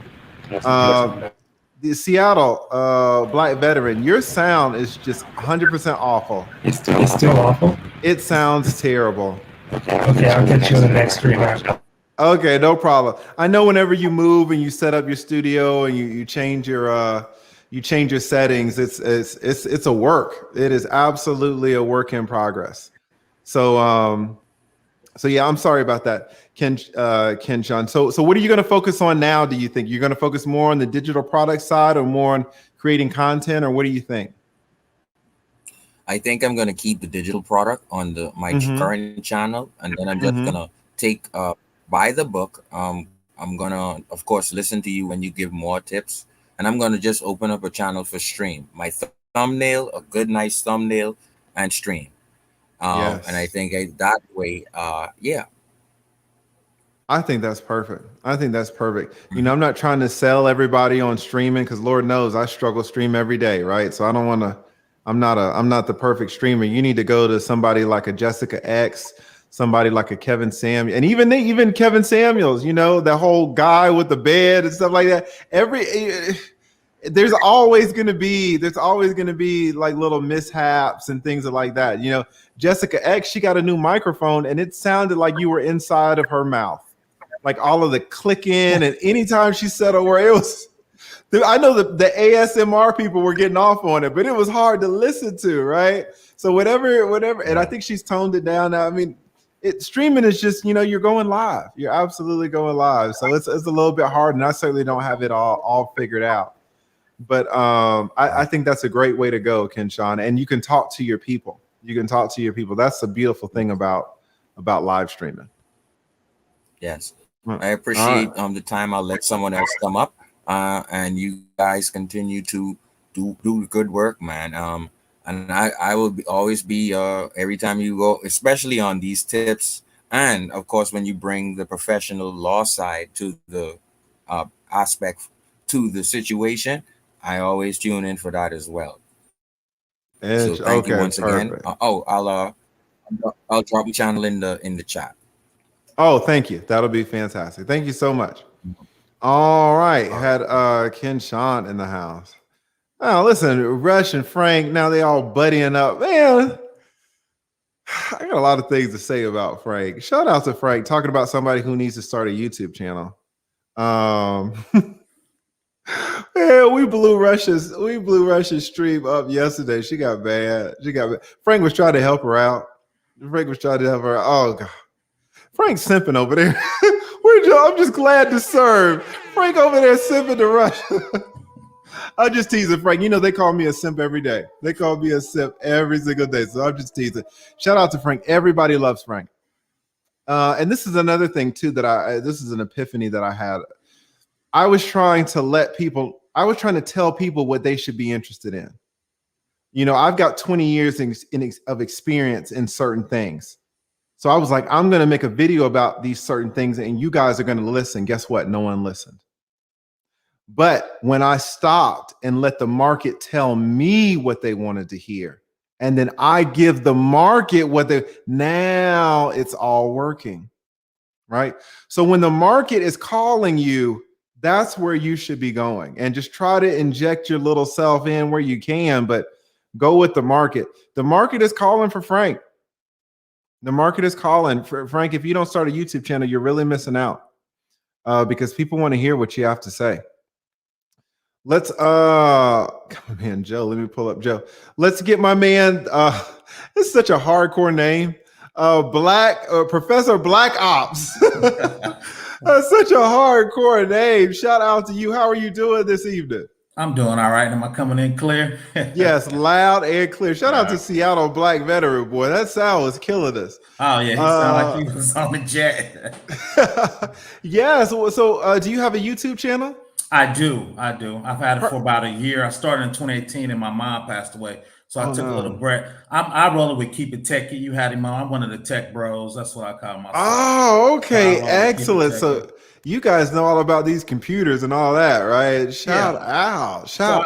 I specialize on cybersecurity. So that's what I bring to the table. I'm old. I'm 53. So I've been in IT for 35 years and I've been doing cybersecurity for 15 years. With all the hacks and stuff, I thought I would come on YouTube and talk about that. But kind of like you, I figured out the stuff I like, my subscribers didn't like. So I kind of let them lead me down the way. So I'm morphing into it. So I'm learning like you. And shout out, I follow Roberto Blake. I always call myself Roberto Blake. So one of the things he gave, I thought was a great tidbit. Excellent was, your first 100 videos gonna suck. Just make them. Don't overthink them. Don't be like the lead attorney, be trying to edit them for 8 hours. So I just got on the mic, recorded them, dropped them in the Adobe Premiere because I got some homies that kind of did a lot of editing and just put them up there. So that's kind of what I did with it. That is perfect. Yes, you're exactly right. That blew my mind when I watched that video 20 times. Yeah. I don't really watch. I don't. There's so much video. There's so many videos on YouTube, guys. It's hard to watch one video multiple times, but it was so profound to me. Roberto Blake has a video talking about you need to make 100 crappy videos before you start looking at your subscribers and your views and all that. Right? So go ahead. That's what I would too. And two is he's got that $100 starter kit. I bought that helped immensely with my thumbnails when I was doing mine in PowerPoint. He's got this $100 thing, and I think he gives you it's a lot of thumbnails. I want to say like 60 or 70, and you can just edit them. Oh, really? Yeah, so then I uploaded them and I started looking, I was like, oh yeah, I can tell Roberto's a professional and my shit was crack. So yeah, he's got a starter Wow. kit. So look him up. It's like $100, best $100 of stuff. He gives you channel art, which I haven't used, and he gives you how to do affiliate marketing. He's got like 10 modules for this $100, man. That's the best $100 I spent from Roberto Blake. Shout out to him. Shout out, man. You are really giving us game. I'm gonna go check that brother out. It's always, it's always great to support our own. And Oh, yeah. I think he is the biggest Black YouTuber who makes content specifically for other YouTubers. I think so too, because he's up there with PewDiePie. I think he just got the silver play button for it. Well, hold on now. I don't know if he's up there with PewDiePie. No, he rolls with him. No, he's not up there. He rolls with those guys because he goes, YouTube gives conferences, and he's up on the stage with those guys. Oh, okay. I thought you meant in terms of subscriber numbers. I was like, he's only got a half a million. Only a half. I only got 500. So. Hey, I feel you. I'm the same way. So shout out to Roberto Blake, man. Yeah, facts. That video, it's easily one of the top 3 videos on all of YouTube about that new YouTubers need to see. Oh, I agree. Like I said, when I grabbed this little starter kit, that was just eye-opening because I was kind of like you. I thought I was overanalyzing, doing too much work. And once I heard him say that, I'm like, well, let me get started on these crappy videos. Just don't let me overwork it. Then Yes. two is like you say, each 3 months I try to add something. So I actually just started live streaming like the last couple of months. And like she said, that's gonna help you on that 4,000 hours because I was struggling with the 4,000 hours at first. So yes, I was too. Absolutely. So let me ask you, because you're so technically inclined, but the vast majority of us are not. So maybe you started your YouTube channel and you wanted to talk about your expertise and what you think, but then we don't know anything about it, so we're not that interested. Where do you see your channel morphing into now? What do you think you're going to be talking about in the future? Okay, so what you and the young lady, Cardi B, what was her name? I kind of did that. I went cybersecurity, but OnlyFans got hacked. So I talked about how the OnlyFans get hacked. How can you download those pictures? So my homies like, how can we look at the pictures? So I did that in the Colonial Pipeline. It just got hacked. So I started doing news for ordinary people for cybersecurity. This is beautiful, guys. Do you see this man? He could talk to us to death about, how to protect yourself and your bank accounts. He's going to get 7 views. But if this man, go ahead. Right? That's what I'm saying. But if this man tells us how to get these free OnlyFans pictures, come on, man. This is how you integrate what the market wants with what you can add. This is the perfect example. Right. So what I did is I broke it up as cybersecurity with like 3 sections. One is cybersecurity for regular people. Then like Keep It Techie said, we trying to teach young Black men how to get in technology and make 6 figures so you can be a high value man. You can do that with certs without going to college. So I have I did a live stream for Security Plus certification. Just trying to teach young guys how to get into that and make money, become that high value man like Kevin Samuelson. So you can get the nice suit on. So that's kind of perfect. The 3 tiers of my channel. So that's kind of how I broke it down. Because like you said, I did this thing because I do federal compliance. Funny thing is I'm in rooms with lawyers talking about compliance, legislation, HIPAA, the gray area of when you get hacked, when you got to get reports. So I hang out with lawyers all the time, but my audience didn't want to hear that. So I had to morph into something else. So yeah, I got on here talking about, if you want to reduce your child support, and they were like, shut up, nigga. Talk to us about Cardi B, right? Right. The weird thing is, too, is I get a lot of, I want to say emotional, but young Black guys talking about, I'm in this job and I got a syndrome. I don't know if I belong. So I talk about, you got the skills. Let's show them off. Don't have imposter syndrome. You study. You got these certs. You belong there. The Most High made you there. Let's get this bag. Let's get this money, man. I tell them I'm old. I only got 10 years left, man. I'm trying to slide into retirement, man. Yeah. I'm about 54. I got 10. I'm trying to drop a little game off. Be like the lead attorney. I ain't trying to make 10 a month. I'm just trying to get a little dinner money, man. That's exactly right. Somebody let me go to Outback or something, right? Shout out to Chili's. I'm trying to get a little Kobe beef, though, a little higher than that, though. But Kobe, okay. I'm trying to get a little bit, but that's about it. I don't want to hold up the chat. Like I said, shout out to Roberto Blake. You're doing a great job. Like I said, I'm coming here to help the young guys. I support Keep It Techie, Tech G, Kenny Conjo, Alpha Cyber. So I try to be the OG to those guys. So if they need me to jump on their channel, they want to break something down, or they need to interview me. So I'm just trying to help young guys, Black people, all people get this cybersecurity money, because there's 500,000 open cybersecurity jobs with all the hacking, Russia, China. And most of those jobs are actually 6 figures. So I said, let's come get them, man. So that's why I came to YouTube. That is fantastic. Fantastic. Well, thank you so much, Professor Black Ops. You are the man. You are the man. Really appreciate you swinging by to give us this knowledge. All right. Professor Black Ops, cybersecurity for the people. Come check my channel out. I really appreciate it. Thanks, lead attorney. Damn, no problem. No problem. I love it. I love it. All right.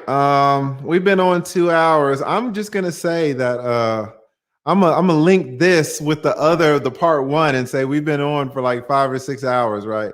So if no one has anything else, I'm gonna drop the link one more time. But no one's in the back, so maybe we're getting tired, right? Maybe we're getting tired. But let me go to Over the Top W.M.E. Shout out to Over the Top. How are you doing this evening? Hi, I'm good. I just actually finished my live stream. Oh, excellent. What was your live stream about? Yeah. I actually into K Business Podcast came on there. So we chopped it up about Dr. Dre. We talked about Trump and Obama having a meeting together. And we also talked about Nas putting his daughter on his record so she could be able to get royalty. So I kind of had a lot of different topics. We just kind of gave our opinions on it, you know. Interesting. Yeah, that works too. I see. I think Tasha K does that. You know, she'll talk about 10 different celebrities and get a lot of views doing that. So that's a great way to hold a stream like that, right? Right. How long have you been on YouTube? I've been on YouTube. It's on and off. But altogether where I really started going in was maybe May. So since May, May of this year. Yes.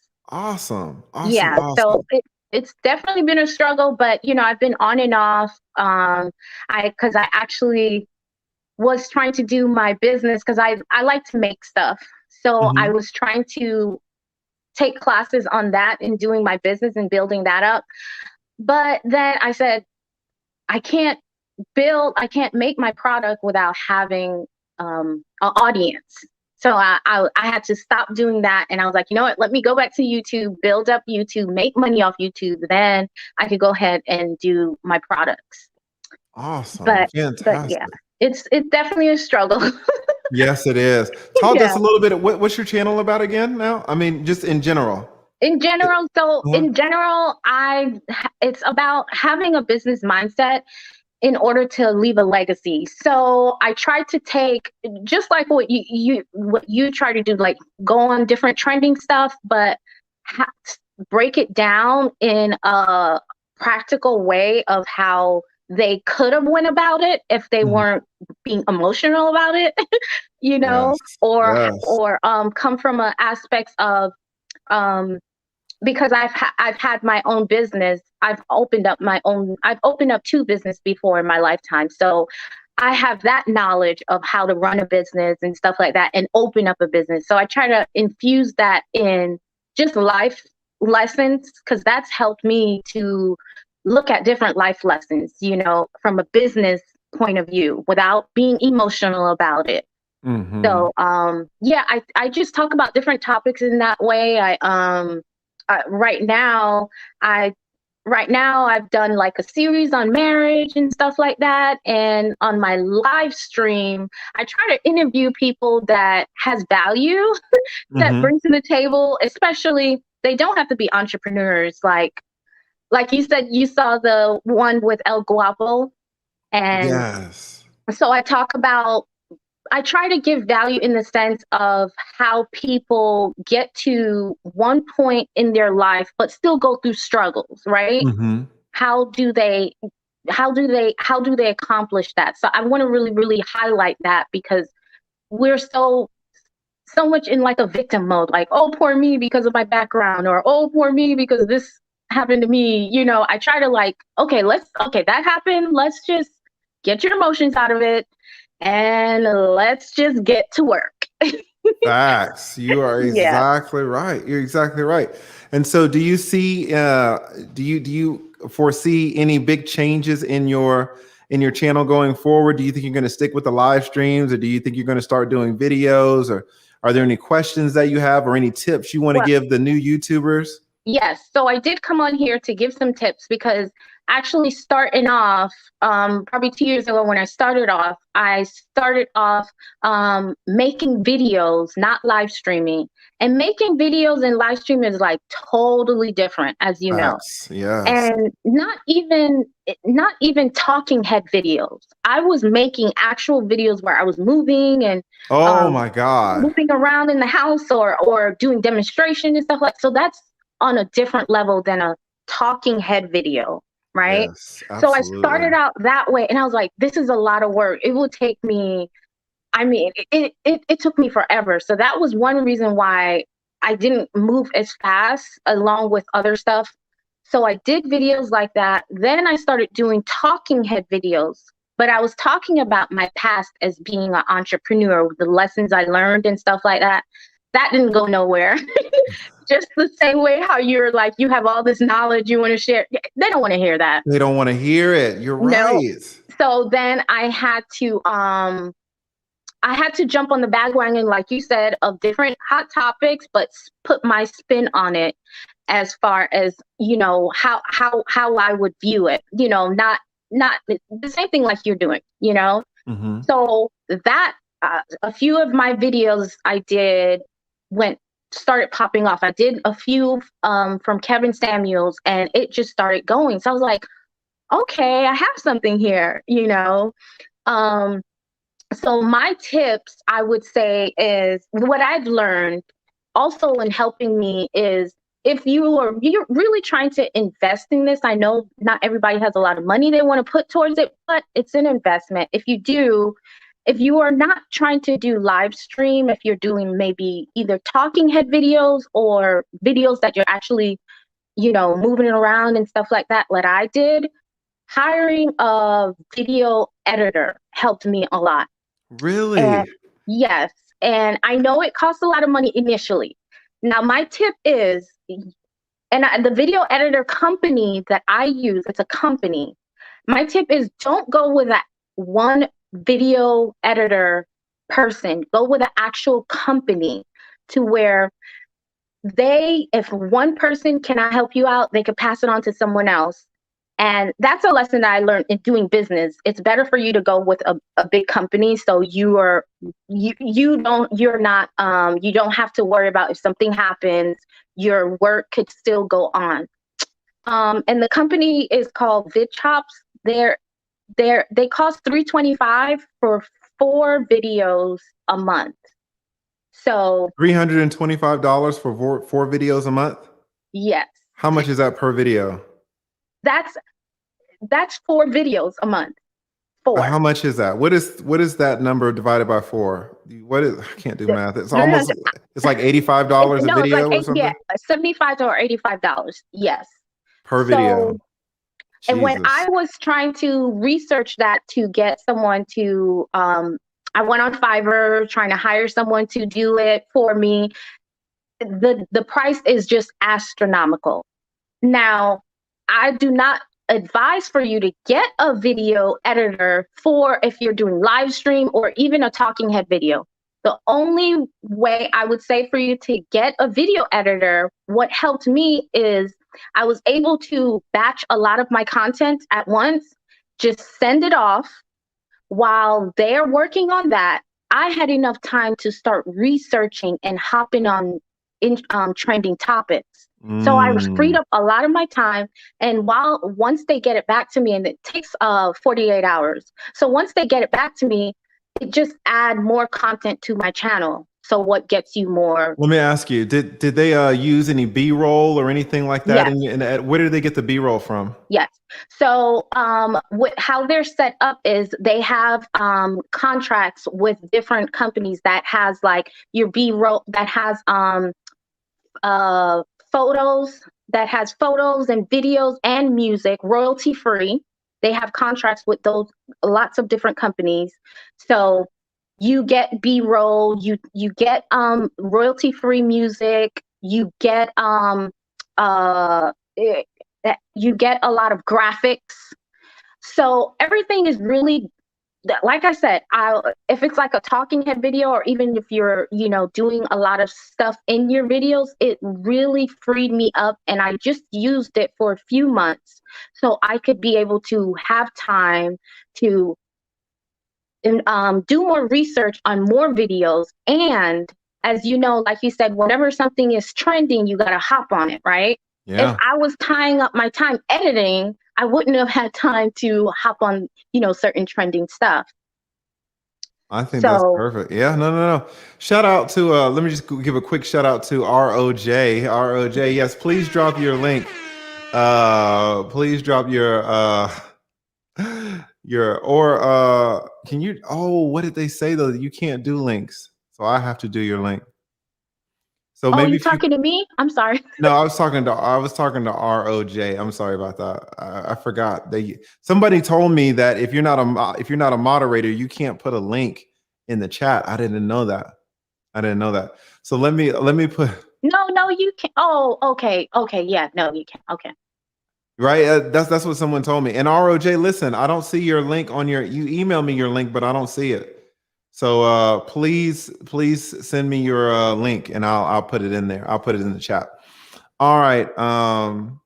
Trash Can Waves is on it. Trash Can Waves said they've been dropping their link. Fantastic. Thank you. Trash Can Waves, man, I got the best moderators on YouTube.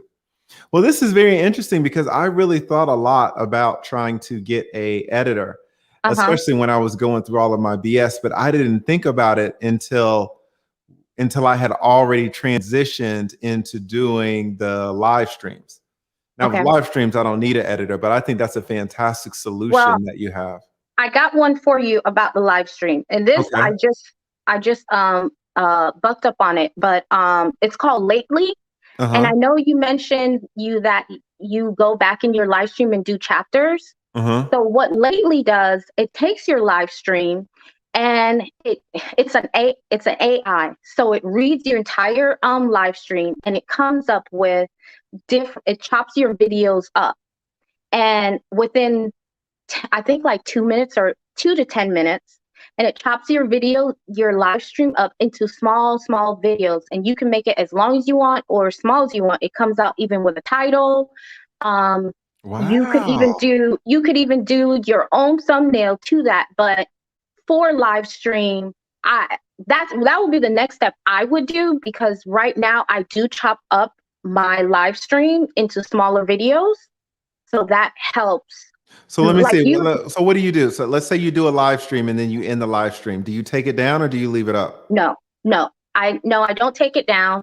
I download it to my computer and I put it into my editor. I use iMovie sometimes, or I use my other big one, not Photoshop, but there's another big one I forgot.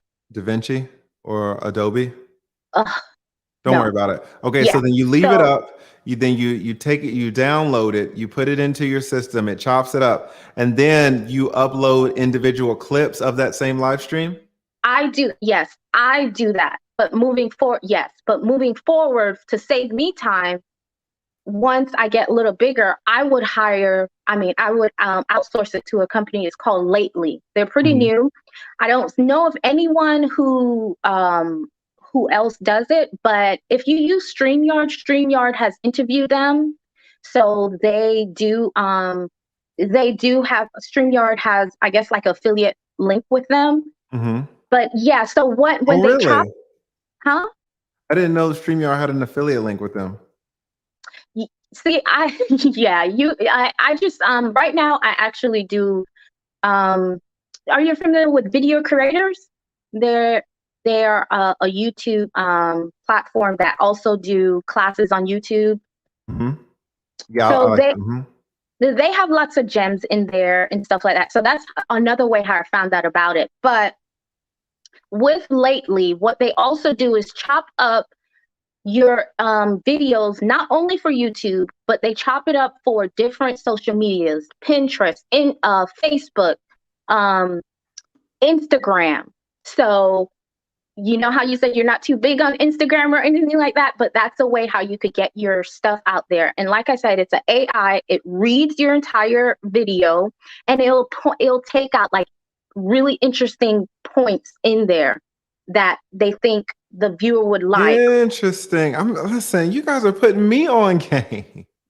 Shout out to Rebuilding Black Wall Street. Shout out to Over the Top, man. I'm about to check this lately out. And guys, if you're struggling like me with the editing, you should absolutely look at, what did you say the name of the video editor was too? It's called VidChops. VidChops. VidChops. I'm definitely gonna have to check out lately. You said lately, right? Lately, yes. I would say I'll probably send you the link to it, because once you type it into Google, something else comes up. So I'll try to send you the link. So the other thing I learned was network outside of YouTube. Network outside of YouTube, different social media platforms. That's how I kind of got some of my guests. I just started, but that's how I kind of got some of my guests on my channel. Listen, Over the Top is giving us such great information. I hope you're writing it down, because I'm deleting this damn video once it's down. I can't leave I can't leave the beginning of this video on. But I hope you are writing this stuff down, because she is giving so much information. Keep going. I'm sorry, but I wanted people to let them know, man, you got to be on game, because the knowledge that you're dropping is so important. What were you saying again? No problem. And to be honest, I'm so new. So I'm learning as I go. But yeah, this was helped me out. The other thing is, let's see. Yeah, network in other communities like Facebook, Instagram, you name it, even Pinterest, network. And that's where you could, you know how you talk about collaborating? You could find different people, even though they don't have a YouTube channel, does not mean you guys cannot collaborate together, because you guys, that person might be on Instagram and they might fit what you're talking about. So now you're getting an audience from Instagram over to you, and vice versa. You guys are helping each other out. So that helped me. And this is such great information. The other thing is batch your content. Now, for me, what I do is I mix it up. Sometimes I'll do voiceovers, and when I do voiceovers, I'll just sit down. I'll come up with 3 or 4 video topics that I want to do, and I will just go ahead and take my phone, and I will just start talking.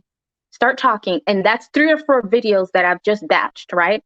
After I'm finished that, I'll go and all I'll do is just go and start getting pictures and screenshotting pictures that goes with the video, put it in with the voiceover, and you have a video right there.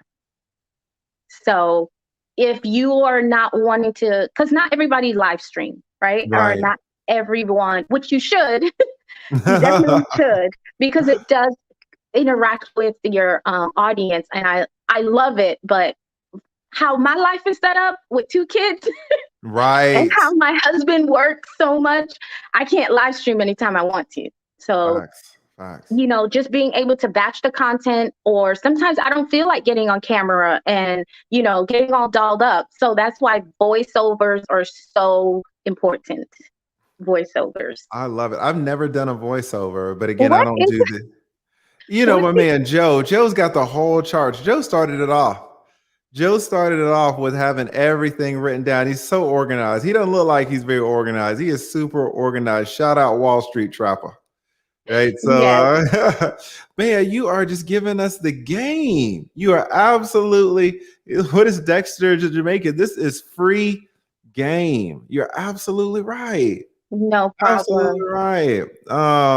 And you haven't been on YouTube that long. You know so much. This is what I'm saying, guys. Like, shout out to you. Shout out to Rebuilding Black Wall Street. You guys know so much, so advanced, and really time-saving and efficiency tips and tricks that can just help us out so much, so Yep. much. So And thank you. Keep going. yeah, I think that's about it. I think I learned something from you. Of course, hiring someone to do your thumbnail. I did have another company that I was going to go with, but I think your prices was much better. Mhm. The company I was going to go with, it's like 4 thumbnails for $100. Jeez.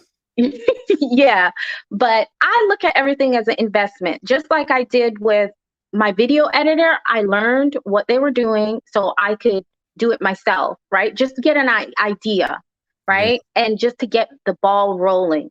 So if I did go with that company to hire to do my thumbnail, I could learn from an expert, like, okay, this is what Exactly. works, and then just recreate it. That's $100 investment. Yes. So. And let me say this too. This isn't a shot at Rebuilding Black Wall Street, because his thumbnails look so great. He actually sent me the people who make the thumbnails. I was gonna get in contact with him, but I never did. I haven't. But a few days ago, I saw a video of his, so I clicked on the video and it wasn't his. Even though the thumbnail, the style of the thumbnail, it looked exactly like, because the same group made it. So I was like, oh, okay. So the branding was super off because it looked exactly like his thumbnail, but it wasn't. It wasn't his channel at all. So people can get confused. Right. Shout out to the kosher clinician who stole my thumbnail trying to confuse people, right? So that was the only bad thing about that. But I think when you do go with a bigger company, that's why I said in hiring out, try to look for bigger company. It might seem like a lot of money at first, but that's what comes with it. They do analyze what you want and make it your own. So something like that does not happen. Gotcha. So, yeah. Gotcha. Yeah. But yeah, that's pretty much it. What I have. I mean, I actually kind of was inspired by you when you started going live stream, and I saw your live stream. I was like, oh, you could just sit there and just talk about stuff. Exactly. I'm sitting here posted. Just posted talking to you guys. It's so much easier. I know. It's so much easier. Yes. What does Rush say? Rush wants the name of the company. What company, Rush? Was it the last company you were talking about? Is it the video editing company? What was the last we were talking about? I don't know. The thumbnail? I don't know what company, Rush. I don't know. I could email you everything and you could do what you want with it. Oh, that'd be great. And shout out to Frank. Frank said he just subscribed to your channel. Thank you. Thank you, Frank. I've actually gotten a lot of subscribers from you. From Frank? No, from you, from your channel. Okay. Oh, okay. Perfect. Well, that's awesome. I love it, guys. When we support each other, man, it's so beautiful. And I haven't seen someone maybe, and I haven't seen someone like you to where you're so welcoming of everyone. Listen, it's here, get it, and everyone is supportive. So continue to do that. I appreciate it so much. Thank you. Yeah, somebody in the chat forgot. There's so many people. It was, I think it was a woman who's like, yeah, the lead attorney is introverted and super polite. And I was like, yes, I will take that compliment. I will absolutely take it because that is exactly right. That is exactly right. No matter what Rush thinks, I am super polite. Speaking of introvert, off the topic just a little, how did you, and I think this needs to be taught, but how did you hold your composure yesterday when, I'm not going to name who, but certain guests, the day before yesterday, your other live stream, certain guests were just, I don't know, somewhat disrespectful, or not even disrespectful, but like the first girl, I don't know her name, and then the second lady, I liked her, Jenny from the blog. I liked her, Yes. but I could see she was a little. I don't know. How do you do it and holding your composure in that way? Can you teach us? Yeah. Listen, I see a big difference between those two. Like, I thought Jenny from the block was awesome. I Yes. thought she was absolutely awesome. The unpopular chick. Yeah, unpopular. The one thing is, guys, I'm an attorney and I cross-examine people all the time. So I'm used to people pushing back. It's not a problem, right? It's not a problem. And I'm not sure if that's something that can be taught so easily, right? Okay. But yeah, she was. I was willing to go with her too. She logged herself out, guys. I don't want people thinking that I'm just kicking people off, right? She kicked herself off. Then she asked to come back, and I'm like, come on, guys, this isn't a show. We got 750 people watching, right? But no, she's easy to handle. I go up against some beasts, guys. I go up against attorneys who are good. They're really good. So, some little 20-year-old or however old she is, it's not a problem. But I will say this though, with Jenny, I love Jenny on the block with Jen. And here's what I noticed too. I had El Guapo on, and El Guapo was able to shine on my show because my particular show, because there was another person who he was kind of going back. I think there was a woman that he was kind of bouncing off of, right? And shout out to the kosher clinician. The kosher clinician, he was able to shine because he was able to bounce off of Jen. And so this is some of the stuff you learn too. This is kind of a little bit advanced, but if you're trying to hold a show, if I'm doing a collab and it's just me and the kosher clinician, maybe nothing happens. Maybe it's boring because I'm not going to give him what he needs to bounce off of. Right? Conflict is too strong of a word, but it's the perfect word because you kind of need a little conflict to really get people going and to see what people are saying. Right. If the kosher clinician is on here and everything he says I agree with, it's not going to be that exciting. Right. For example, I'm going to have Rush on, and Rush doesn't want any heat. She just wants me to agree with her, and so it's going to be boring. But we're going to do it because I want to support her channel. But it's going to be a boring video, right? Because she doesn't want any heat. But so if you're doing a live stream, you can have people who are a little bit too hype. You can have yourself a Joe, and he just go crazy on you, right? Shout out to Joe. No, you need a Joe. You need a Joe. Yeah. This is the perfect word right here. If you want to really take it, what is SPW's? What is SPW? Nola said you need a little friction, right? You need a little friction. Friction makes it good, right? Right. And so I thought Jenny provided the perfect friction because Jenny had her own thoughts. Right. But at the same time, I thought she was being super, super respectful. I've had people on the show who are not respectful. So I don't mind if you push back at all. Right. Frank is probably the ultimate in this. Frank pushes back so smoothly, it doesn't even seem like it's a pushback. I see it. I see what he's doing, but it's so smooth. But that's why people love Frank, and that's why I love when Frank is on too, because he gives me something to push off of. Right. And he teaches me some stuff, he gives me a different perspective. Now, I saw a whole video that someone made about Frank. Someone made a whole Frank, you might as well be a YouTuber because now people are making response videos to you. I watched a whole video, a 3-hour stream that someone made about Frank's portion on my live stream. But they would not have made that if Frank would have been like, "Oh, the lead attorney, you're so right. Oh, the lead attorney, everything you're saying is right." I like when people come and agree with me. That's cool, but it doesn't give great content, right? Right.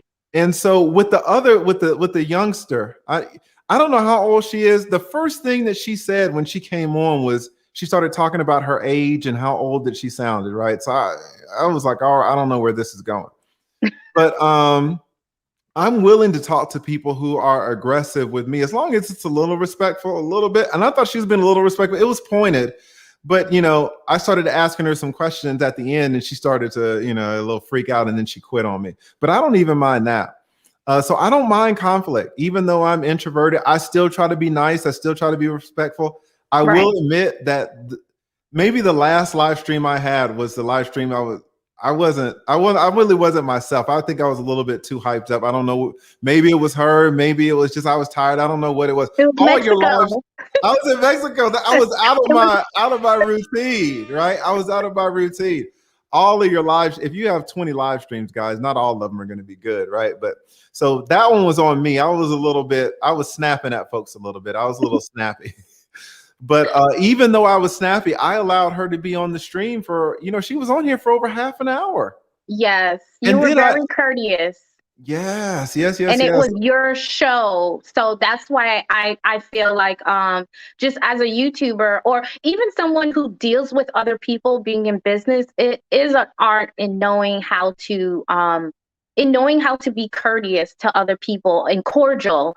So that's why I was just saying how do you do that? But like you said, it's nothing could be taught, but I think it's an art and you might not give yourself enough, pat on the back for it. But I think it's an art and it's a really good art that we as YouTubers should learn. Yes. I think we could have a lot more conversation if we were able to speak, if we were able to disagree, but then speak at the same time. And I think the number one person, the master at this is Frank, because Frank really doesn't agree with anything I say, but he does it in such a smooth way, that alpha man way that you wouldn't even know. But I see it, but he doesn't agree with much of anything I say. But we're able to talk about stuff so much. So I think you're exactly right. So I have one last tip. I'm sorry, Joe. I'm gonna let you come in. No, Joe's chilling. One last tip I forgot was I also use this I guess you could say it's a program, but it's called TubeBuddy. I don't know if you talked about that before. I didn't. I use TubeBuddy all the time. It's called TubeBuddy, and you also have vidIQ. They practically work the same, but I started using TubeBuddy for a long time and I stuck with it. So with TubeBuddy, not what it helps you when you're a new YouTuber, not only you do have to get on trending topics, yes, but you also have to make searchable content, meaning in your for you yourself, like this particular stream, you were able to put whatever you feel you wanted to reach your audience because you had an audience. However, if you were trying to reach the other audience that want to learn about YouTube, you had to put certain particular words in there that audience is looking for. So what TubeBuddy does, they help you find those searchable words to help build your title. So that's a whole class in itself. But up to this day, even if you're using hot trending topics, still use TubeBuddy to help with your title. And when you're making your thumbnail shouldn't say the exact same thing as your title. It should just be something just like it's advertisement, something like, oh wow, what is that? I gotta find that out. Kind of keep them guessing. And I'm not an expert in this, guys. I'm still learning. If you check my channel out, it's very small, but I'm learning each video I do. I'm learning. You learning, you teaching us. Yeah, all your information has been so great. It has been absolutely so great. Thank you so much. Over the top W.M.W. And I saw you're in these streets too. I saw you a few days ago in a collab with somebody else. Who are you in a collab with? Do you remember?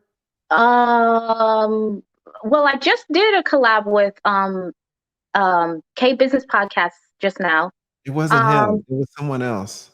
No one else that I could think of. Maybe I don't know. Did you do a collab with Brother Clarence? No. No. I saw you somewhere. I think maybe they were sharing my video. I don't know. Maybe. I don't know. But I also did you check the email I sent you about the graphics I sent you? That's you. Yes, I am so glad. Guys, I get so many emails. I apologize. I wanted to thank you. So thank you so much for mentioning that. If you would have gotten off here and not mentioned that, and I would have went back to my email and checked it, I would have been so pissed off. Guys, listen, Over the Top ME, you know I'm struggling over here, right? I'm struggle streaming. Over the Top ME took the time to make some graphics for my channel, and she emailed them to me, and just guys, the way that she supports me, man, it was so touching, so beautiful. And I just wanted to thank you so much You're for welcome. doing that and you know, I am incompetent when it comes to anything graphics or anything like that. And I think you did that talking about friction, right? We were talking about friction. I think you did that because I had friction with someone else. Who what was the Black Beauty? Oh, Black Beauty. Shout And out to Black Beauty. I saw that it could turn left real quick. It went a little left. This is the same. After she got off. After she got off, I saw that it could turn left really quick. So because you're doing something so good, that's why I made those graphics.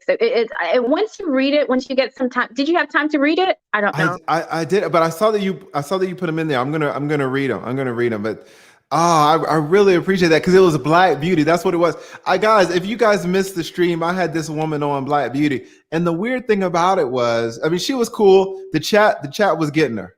All right, you guys were getting her, but you guys get me too. You guys get everybody, right? So it's not a thing. Shout out to Trayvon. Y'all got Trayvon so bad, it actually made me feel bad. And Trayvon was like, "Oh, I know y'all are getting me. I don't care." Right? Y'all were actually being mean, right? When Trayvon called it out, it made me feel bad because Trayvon was like, "Yes, I have a speech impediment." And I was like, "Damn, you guys in the chat are fucking ruthless," right? But he comes on every time and drops knowledge. Like, some of us are so strong. Some of us get our feelings hurt, right? But some of us are so strong. Shout out to Trayvon, right? So I thought Black Beauty was the same way because she was on for like 3 hours. And it wasn't until like the very end when she kept reading the chat. Yes. And I guess it was building up because y'all were on her so bad. And I had to kick her off because she was getting so offended. So just for her mental clarity, I said, "Well, listen, I'm just gonna let you sit down, right? Because I know the chat." And then she emailed me and she was mad and she was talking about, take the video down and I don't give you permission to use when she was on the damn thing for 3 hours. Right. But maybe that was my fault because I didn't know she was getting so worked up until like at the end because she was totally cool. Plus she's got that New York energy. Yeah, it was super weird. It's not your fault at all. And that's why I made those graphics. If you have time, read it because it's a warning that before you put your guest on, you could just put it up on your screen. So it's just a warning just to say, hey, these views are not my views, or whatever the chat says in there are not of mine. I'm not responsible. If you come up here, it's on your own free will. Exactly. NW's like, take it down. I ain't taking shit down. No. Like, you can't come up here for 3 hours and then try to go down and ruin a stream. Right? No. You came up here for 3. You hit the link. I didn't make you hit the link. You hit it. You came up here, you took your shirt off or your jacket off. You're up here in a bra, rubbing shea butter all over your toes, right? That's you. No one's telling you to do that. So when the chat comes for you, don't start crying about it 3 hours later. I ain't taking nothing down. I did wonder what YouTube was going to do about it, but I haven't heard from them. And Susan agrees. Susan's like, "Don't take it down." I ain't taking nothing down, right? So shout out to Susan. I totally agree. And yes, Dexter, that's what Over the Top is saying, that she made some disclaimers for me. Yeah. So I really, really appreciate that. Gosh, because you guys know I need help, man. So when you reach out and just offer help to me, even when I haven't asked for it, it's so touching. So thank you so much, and I'm glad that you've been able to maybe get a little help from me as well. But I think I'm getting way more help from you than vice versa. And the knowledge that you dropped today was just extremely helpful, and it's knowledge that I can't tell everybody. Because again, I've only my channel was monetized just in January, so it's not like I've been on here for all this time. All right, you go ahead and take it and put it in your classes, okay? I will. Thank you so much. And again, everybody go over to Over the Top WME. Thank you. Bye-bye. Man, she's just dropping knowledge. Yeah, listen, don't chat. Don't beat yourself up. Don't beat yourself up for getting on Trayvon, right? Because y'all got, but listen, I love it. People need to know if they come up here, they might get it. And I come up here all the time, and sometimes I get it, right? But you got to be tough. You got to have the toughness. And you know who has it? Trayvon. Trayvon was like, I got a speech impediment. Y'all are getting on me. I don't care. Like, take his character and compare it with damn Black Beauty, who the chat gets on her, and then she starts crying about take the damn video down. It's ridiculous. It's ridiculous, right? So shout out to Black Beauty. No, shout out to Black Beauty. Shout out to Frank. Well, Frank, because people came back. Frank, I'm gonna send you that video, Frank. They were trying to get you a little bit. People in the manosphere are coming at you a little bit. But Frank ain't crying about it. Trayvon ain't crying about it. Lead attorney ain't crying about it. Some of y'all come at me hard in my own comment section. I ain't crying about it at all. So if you're gonna be a YouTuber, this is what you're gonna have to face. You cannot have sensitive skin. You need to be tough. You absolutely need to be tough. And there are some people with the toughness, but if you don't have the toughness, that's fine. That's not your fault. But don't come on YouTube. All right. Speaking of the toughness, we got the Empire of Jesus Christ World Evangelism. How are you doing? God bless you, lead attorney. How are you? I am doing great. I am doing great. How are you doing today?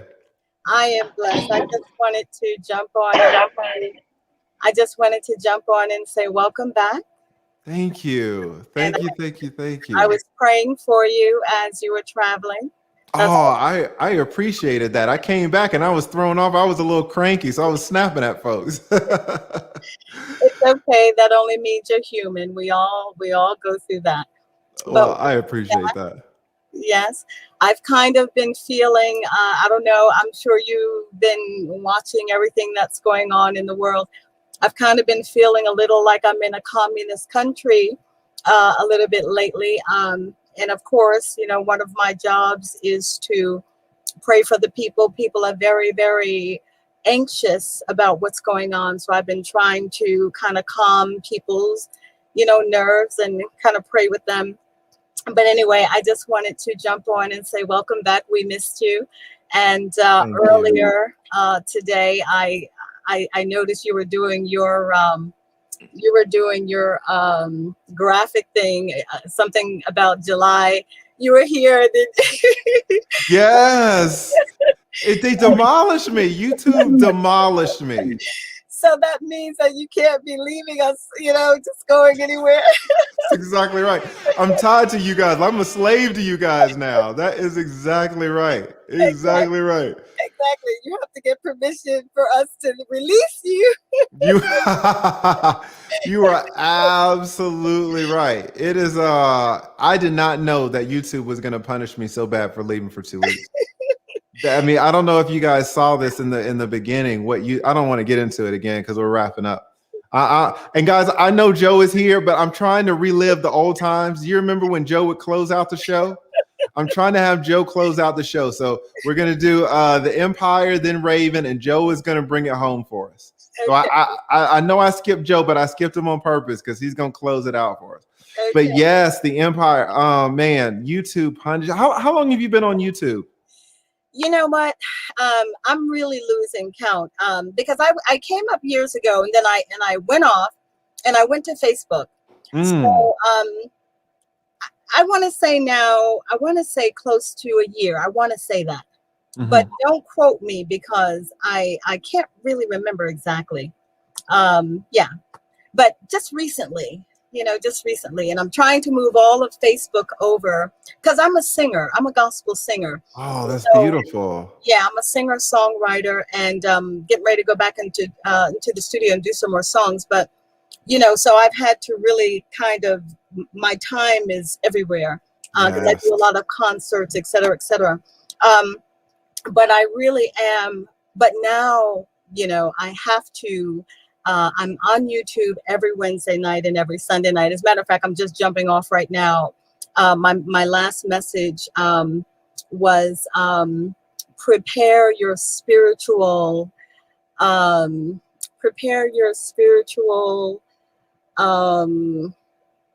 survival kit.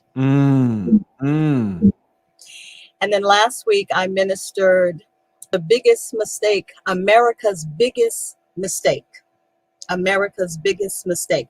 So, you know, I'm releasing jewels now because a lot of people are sleeping. It's a lot going on, lead attorney, and you know about the programming. Television is a programmer. We've been programmed to do a lot of things through the years, and now it's caught up with us, and we really need to come back, you know. And like, I keep it 1,000. I'm not really happy with a lot of pastors through the years because they've led people astray. I just got to keep it 1,000. Yes. And they also need to come back, you know, to the true and living God, because honestly, there's no way that we're going to make it without God. And I tell you, and you know this by now, lead attorney, I tell people I am not a religious person. I don't like religion. Religion has gotten, thank you, sis. Religion has gotten a lot of people in trouble through the years. So it's an intimate relationship, you know, with God that we need. And what I'm seeing in the world right now is just, I've never seen it before. To place a whole world behind closed doors, that lets you know that something has changed. And everybody better come out of the sand and really, really, you know, just come back to God, not religion, because religion got the world in a whole lot of mess that it's in right now. Religion did that. Yes. You know, priests, you know, doing little boys and little girls, that's religion. I'm not talking about that.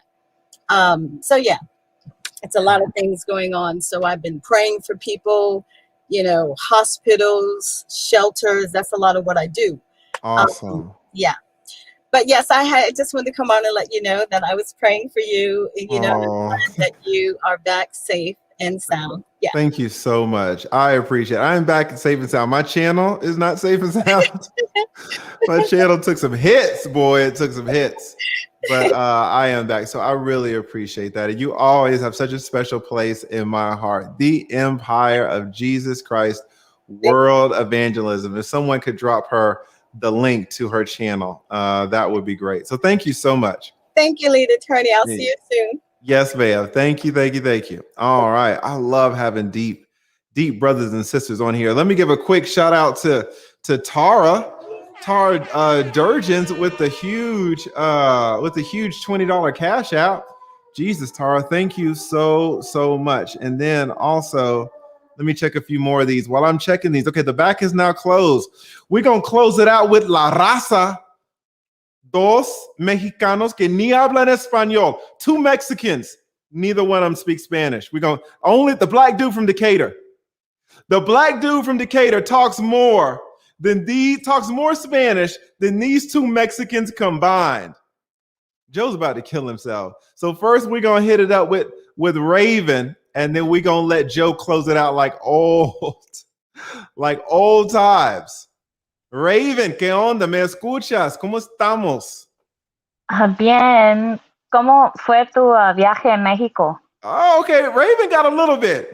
Joe's like, okay, really, I'm the only one who doesn't speak Spanish, right? Raven showing out on us. What is La Loca? We got the Mexican cartel up in here, right? Andrea La Loca. You have a way with words. Are you what? Undercover freak? Where did that come from? I don't know. Shout out to La Loca, right? Where are you from, Andrea? Where are you from? Are you from Mexico too? We got the Mexican contingent up here. Raven, how are you doing? I'm good. I had a little fever. I've been having a little fever since I got my second shot. Oh, you got your second shot. Okay, a lot of people are pro-vaccination. A lot of people are anti-vaccination. I've been vaccinated, but I think my very first one. Sim is like, yeah, this one's demonetized, pimp. You're exactly right. Shout out. That's why I love you guys supporting me, because YouTube is not supporting this one, right? But shout out to you, Raven. I'm pretty pro. My mother. Shout out to my mother. I love her to death, and she doesn't want to get vaccinated.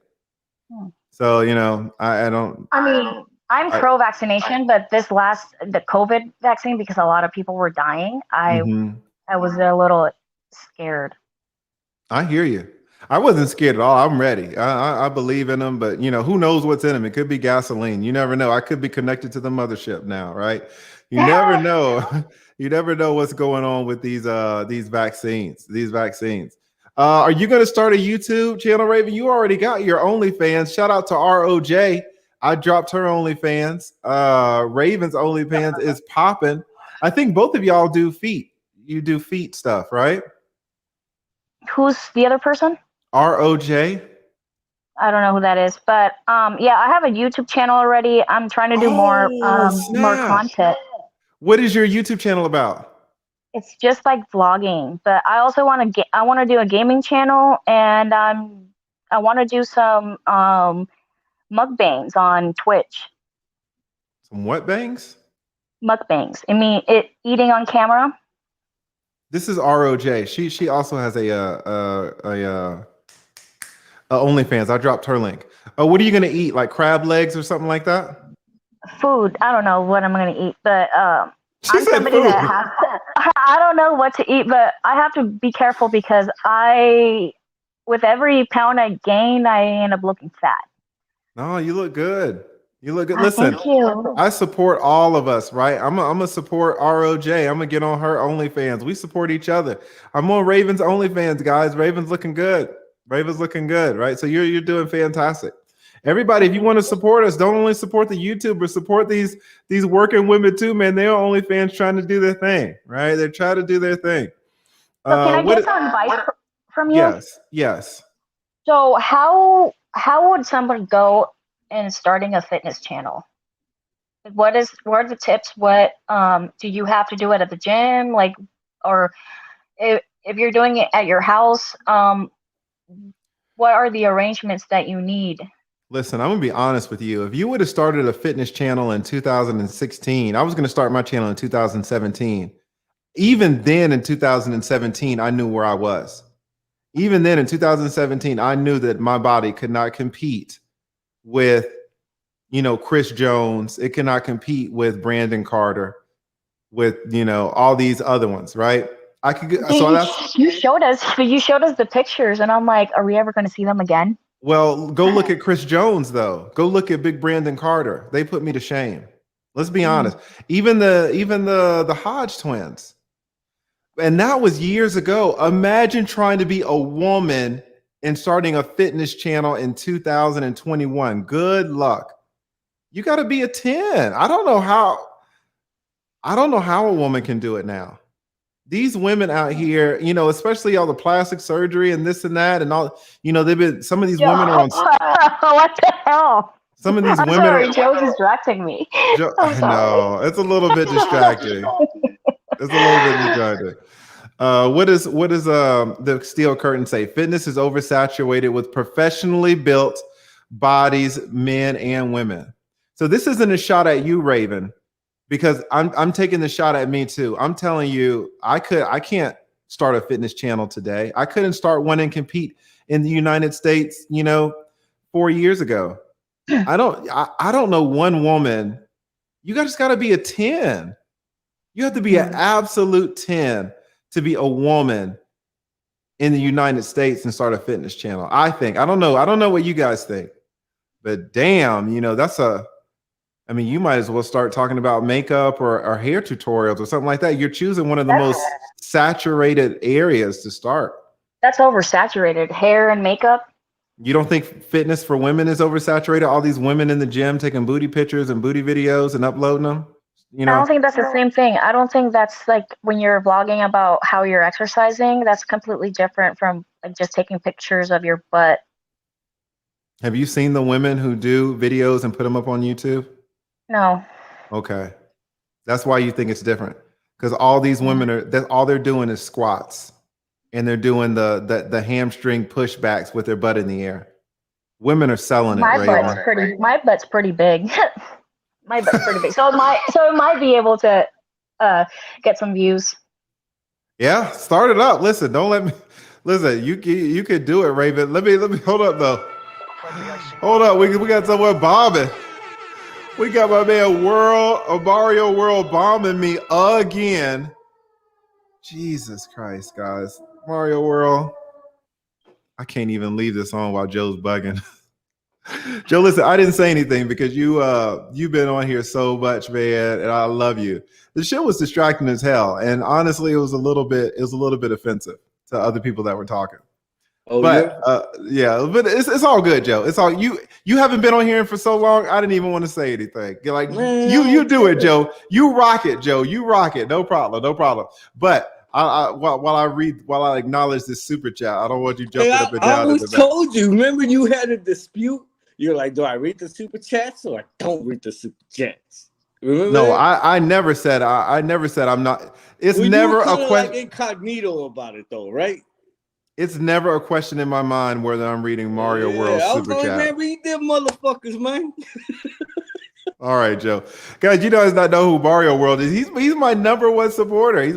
He is the biggest supporter of the lead attorney in terms of super chat. So I don't care what Joe says. I'm always reading Mario World. Thank you so much, Mario. And this is what we were talking about. We were talking about establishing the community. You know, is Mario World going to support me like this if I'm making 8-minute videos? I mean, how can you? There's no connection there. That's why I love these live streams, because you can connect with your folks, man. Guys, I don't know if you saw in the very beginning. It was embarrassing, and I told you some embarrassing things. But one of the things that I told you that was embarrassing, I explained my video process. And I told you guys various times I was going to quit on YouTube, and maybe some of you thought I was a quitter. But did you listen to what I was going through, how I was making these damn 25-minute videos, 15-minute videos? Like the way that I was doing them, it was insane. It took so long. So I was this close to quitting. And then O'Shea picked me up and I found live streams, and it gave me a new life. Right? So the love that I get from Mario World, from all of you in the chat, just even if you've never given me one penny, the fact that you guys just show up and you talk and you hold me up, you guys just don't know. Guys, listen, I don't want to rehash it. I'm not going to rehash it. But you know, I would sit down and write a script. My very first videos, they're still on here. You can see them. My very first videos, I would sit down and write a 10-page script. And it would say every single word that I would say. I didn't ad lib at all. Every single word in that video was in a 10-page document. I would upload the document onto my iPad, and I would sit just like this. You can't see, my iPad would be right here. And then I would say, the first sentence would say, "Hello, I'm the lead attorney. I hope you're doing good." I would say, "Hello.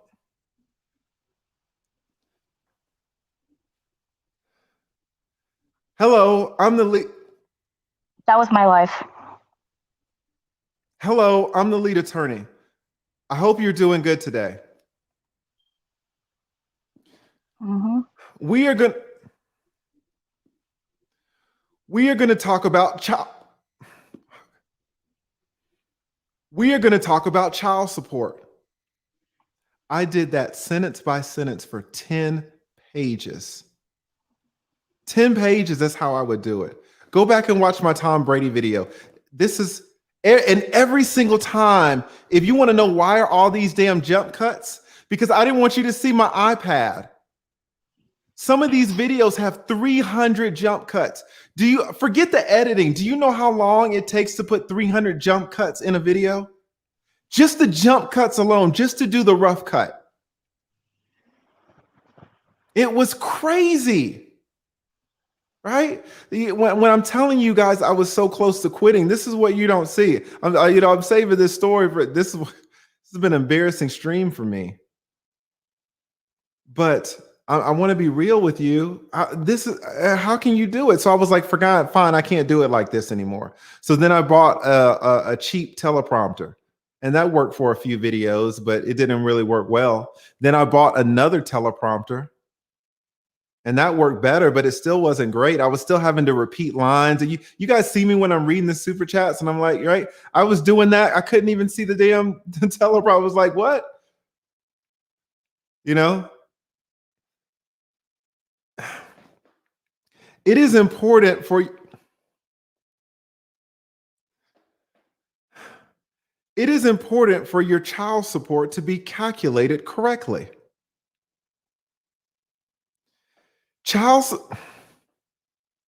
Imagine doing this for hours. That's what I would do for hours. I would be sitting in a room in my house doing this shit for hours. That's why I had 11 videos. And I was like, I can't, shout out to Roberto Blake. Roberto Blake was like, okay, do 100 crappy videos and then see where you're at. 100? I'm supposed to do 100 videos doing this shit? I wasn't going to make it. I just wasn't going to make it. O'Shea Duke Jackson gave me some momentum, and then the live streams. O'Shea Duke Jackson and the live streams, they saved me. Because I wasn't going to make it. I wasn't going to make doing this, Some people can do videos and they don't do a script at all and they run it. But since I'm an attorney, guys, there's a part of me that's like, I got to be super prepared. I got to be super, super prepared. When I walk into court, you have these old attorneys for cross-examination. Let's say I'm going to cross-examine Raven. And you'll have an attorney who will come in, an old attorney, 60 years old, 70, and he'll have 5 bullet points. I'll come in and I'll have 30 pages. I'm not missing a sentence. Not one sentence. So when I transition to YouTube, every single word in that video is a word that I've written down. But I can't do it. It wasn't working.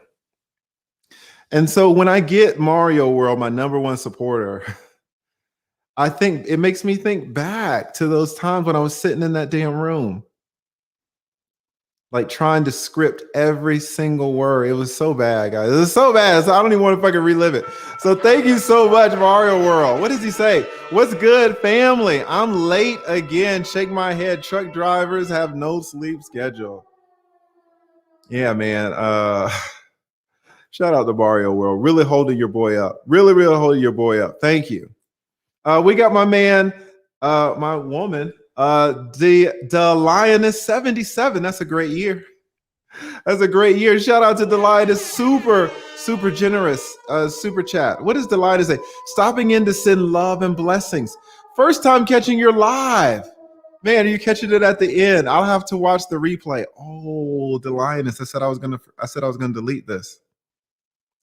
I said I was going to delete this because what's that Rick James song that he has with Tina Marie, Fire and Ice, when they're talking in the little interlude, and he's looking at her and he's like, I've said too much. Right? Sometimes when you say too much, you got to delete these things, right? But thank you so much for coming by. Maybe for you, I'll leave it up for you for a few hours, but I got to take it down. I got to take this one down, but I'll leave it up for a few hours since you were so generous, and I'll leave it up for a few hours just for you. Speaking of generous, we got another one. We got Blind Guy, his wife, their life. Oh, they see Joe.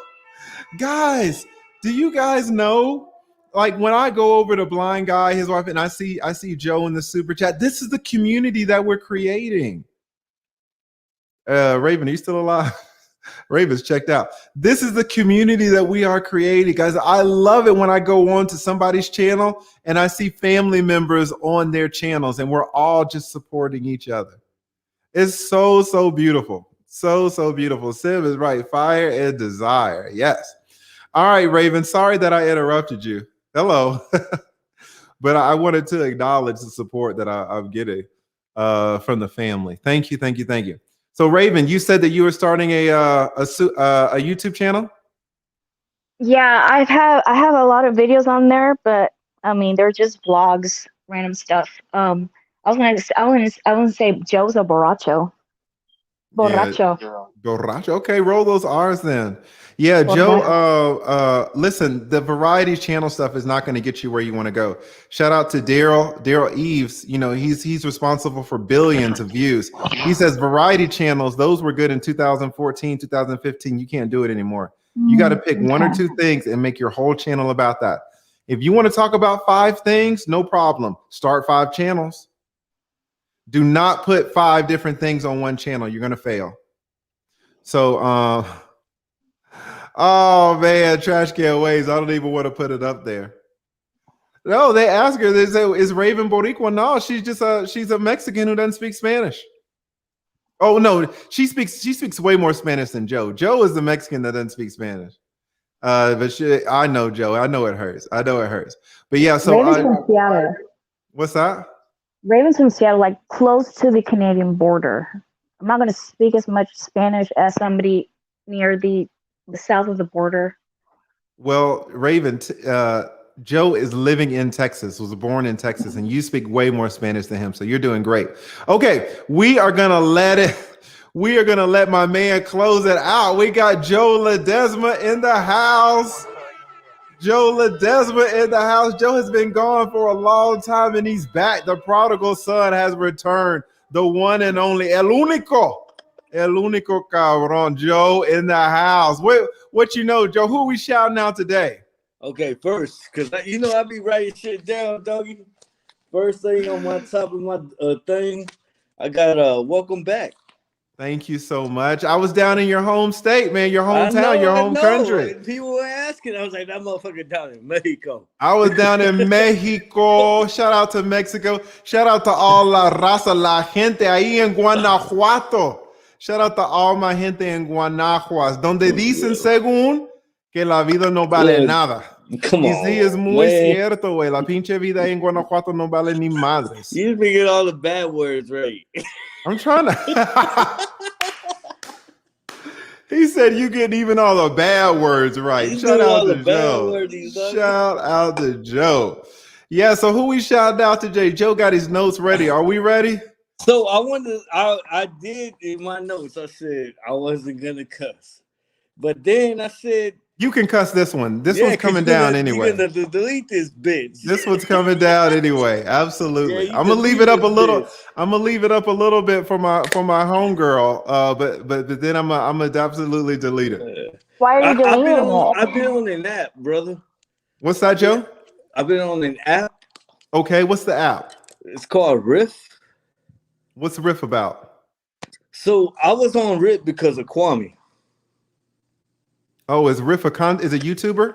So basically, what's happening is that the way I see it is that Kwame's doing business with Riff, and we have a channel over there. Well, Kwame has a channel over there, and we're over there. I think you would be surprised. Like if you went in there one day. You would see there's a woman. She's the only black farmer in Austin, Texas. Oh, interesting. Yeah, it's very interesting. And we got truck drivers, man. We got people that do Mario World is a truck driver. Yeah. Yeah. Man, we got truck drivers, we got fucking electricians, we got real estate people over there. It's is that for the trades? Yeah, so that's what we're doing over there on Riff. Yeah. It's so if you have an Apple phone, just download the app, and basically we're in suit with Kwame, and then in suit with I know you don't hear me talking like this before, man. You might be surprised, man. Like, what the fuck? Because I'll be talking about some other shit, but true. Yeah. All right, Joe. What we got? We got 200 people. We got 200 people listening to you, Joe. 200 motherfuckers. All right, Joe. All right, listen. We love Joe. Listen, guys, don't hold it against Joe. Joe is our man. If you know anything about Mexicans, you understand that sometimes that's gonna happen. Shout out to all my Mexican folks. Okay, shout out to all my Mexican folks. Joe, is pure love. It's pure love. And maybe it's my fault because I told you we could cuss, but sometimes you give someone an itch and they take a while, right? So we're not gonna disrespect the chat. We allow the chat to disrespect us, but we don't ever disrespect the chat. The chat is the family. If we come up here knowing that they're going to get us, but we don't ever go get them. I might say I might be a little curt or, be a little rude. What the girl say that I was rude to her? I might be a little rude to, someone who comes up every now and then. I'll never be rude to the chat. All right, because the chat is what holds us up. But shout out to Joe. Shout out to Joe. What does Black Hannah say? Black Hannah understands it perfectly. That's not Joe. Don't hold it against Joe. Don't hold it against Joe. Black Hannah knows exactly what's going on. So listen, guys. Shout out to was she a kid? That's the thing. She came on talking about her age, and she did sound like she was 16, but I gave her the benefit of the doubt that she was older, like maybe in her 20s. But I mean, now that you say that, you could actually have a great point. Can you imagine me having a 16-year-old on this damn platform? That was a mistake, actually. I need to card people, right? Make sure we're all over 21. Trash Can Waves, you bring up a really great point. What if she was 16? That wouldn't been good. But yeah, so listen, guys, we've said a lot. We've talked a lot. We had a lot of good people on, a lot of people dropping some serious, Jesus Christ. Jeez, man, this is what I'm talking about. I gotta leave this one up for a little bit. God damn. Guys, come on, man. The love. Shout out to Cool G's Heating and Air. Just the humongous super chat. Gosh, you guys support me so much. I'm telling you, I'm gonna leave the stream up for a little bit so you guys can see how wrong I was doing this thing, and to come full circle now, and you guys are supporting me. I'm gonna come back to you in a second, cool G's, but I wanted to catch this one. This is another one. This is another one right here. Rebuilding Black Wall Street. I did the whole live stream. The part number 1 is for you. It inspired me. The conversation that we had on your stream, where I was telling you how I went to Mexico and then YouTube punished me for it. Remember when I told you I was going to send you my charts? I was going to email them to you, but I said, well, if I email them to you, then no one else has them. So I want everybody to see how decimated my channel was. So don't look at this one. Look at the part 1. Guys, if you don't, I should have mentioned this before. This is just part 2. Go to part 1. Part 1 is the better stream. I'm going to leave part 1 up. Part 2, we got a little bit too relaxed. Shout out to Millionaire Hoy who inspired the relaxed part of it. But shout out to Rebuilding Black Wall Street. Go Rebuilding Black Wall Street. Go to part number 1. Part number 1 is for you, where I showed everybody how my trip to Mexico kind of destroyed the channel. But thank you so much for the super chat, guys. And Rebuilding Black Wall Street, I'm always talking about him because he puts us on game about the Google ads. No one knows how to use these ads but him. Right? So hopefully he'll do a stream about just how to do the Google ads, or do a video or something to help us out.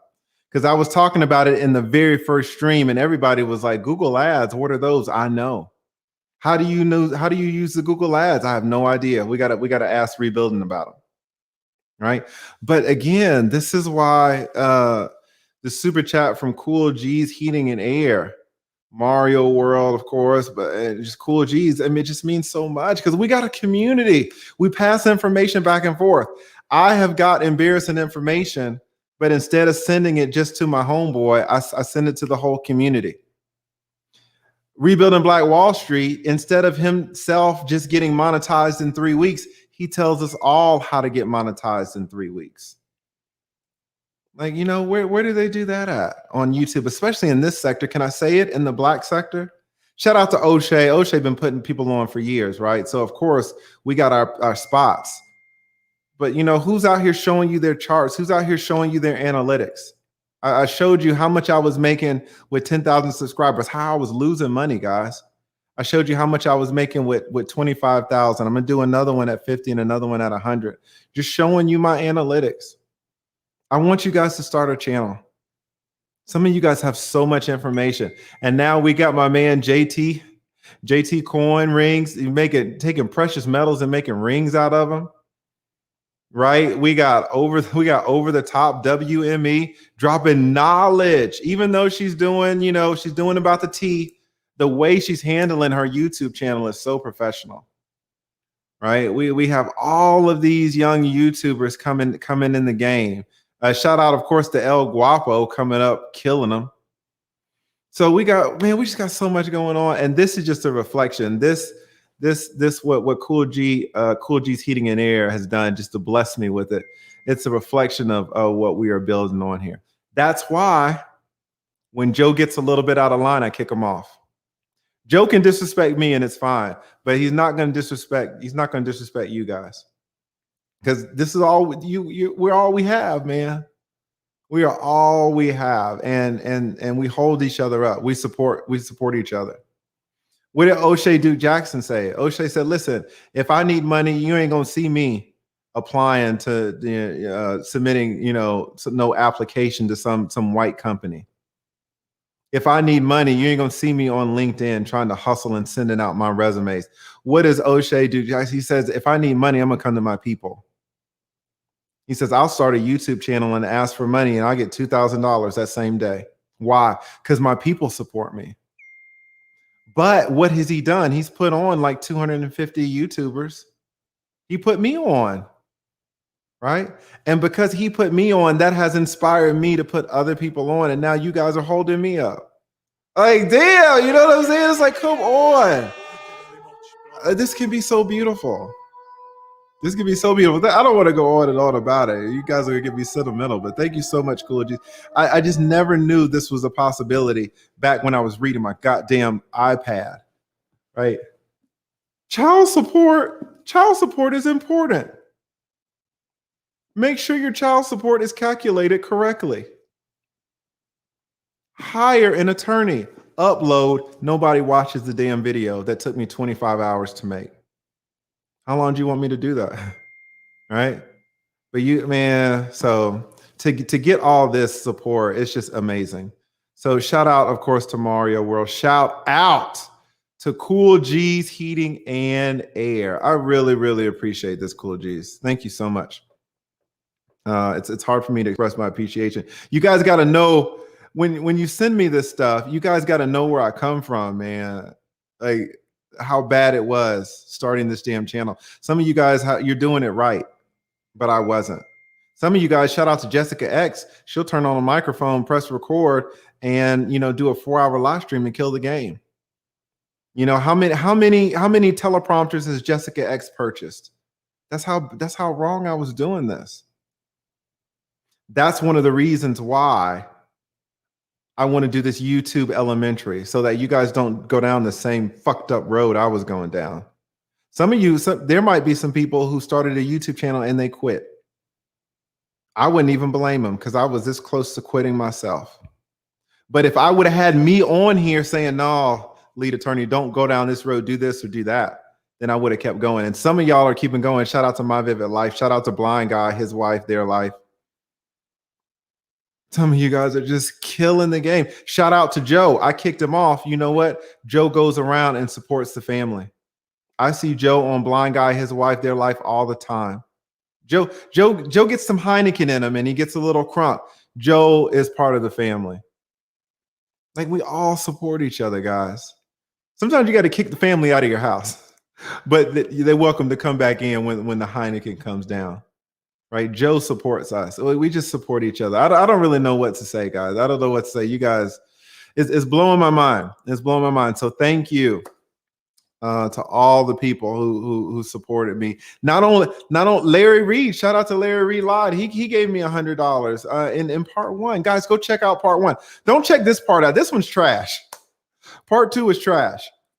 Part 1 is good. Well, I want to say my part of part 2 is trash. Man, when Over the Top WME came, she blew it up. Over the Top blew it up. She was dropping knowledge about how to avoid the mistakes I was making. Right? But the part 1 is really the better part, because it shows you how I took a vacation. I went to Mexico for 2 weeks. I had to go down there and it dropped my channel to 0. Don't let that happen to you. I want to tell you the mistakes that I made so that you don't have to make them. Don't buy 2 teleprompters. There's got to be a better way. Start live streaming or do something. All right. So, I'm not gonna cry, but I wish you could. I wish you could feel, guys. It was so hard. It was so hard. It was so hard. And when you guys support me like this, man, you just can't. When I see stuff like this, Mr. Stewart, and Mr. Stewart supported me too, man. All of y'all support me. So that's why it's nothing for me to expose myself and tell you all the errors that I made. Because you guys support me in turn. You hold me up. Yeah, in the comments, you tell me to go suck a dick, but you also hold me up, man. And when you guys come for me, I don't ever get frizzled about it. Because family comes for each other from time to time. I just had to kick Joe off. But Joe knows that I love him. Joe knows that I love him. And when I go to other family members' channel, Joe is always there. He is always there holding us up. All right. All right, Mr. Stewart trying to make a nigga cry, right? Guys, come on, man. God damn. He said, go ahead. Maybe I would cry, but then all of my haters would take this damn video. You see what did Michael Jordan say? Michael Jordan said the worst part of my whole damn career is that damn meme. He can't live it down. Y'all are not gonna Michael Jordan my ass. Y'all can tell me to suck dick all you want, but don't baby, don't put a Michael Jordan on me, man. Mr. Stewart, this is what I'm talking. And even before you sent this, I said that you were holding me up. Even before you sent it. Guys, I might leave this one up for 24 hours, man, just because of the damn love. And you know what you're not gonna see? This is why, guys. I talk about this book. What is this book for some of y'all that are late? This book. Let me tell you something about me. Some people have addictions. Everybody has addictions. Everybody has vices. I have a vice. If I see something that's going to help me even 0.5%, I'm going to buy it. This book cost me $20. I bought it. Meet Kevin's course. It was $500. I found a discount code for $350. I bought it immediately. It was a course about how to do YouTube. I bought it too late, but it did help me out some. Right? This is a 300-page book by a man who is behind billions and billions of views, Mr. Beast and all that. This book is legit. The first half is terrible. It's just fluff. The second half has a lot of knowledge.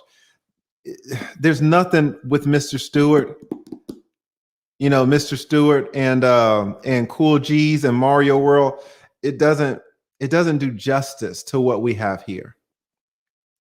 You can spend $350 on the Meet Kevin course, and you're going to learn about the cameras. You're going to learn about the lighting. You're going to learn about the 5-minute edit. Tremendous.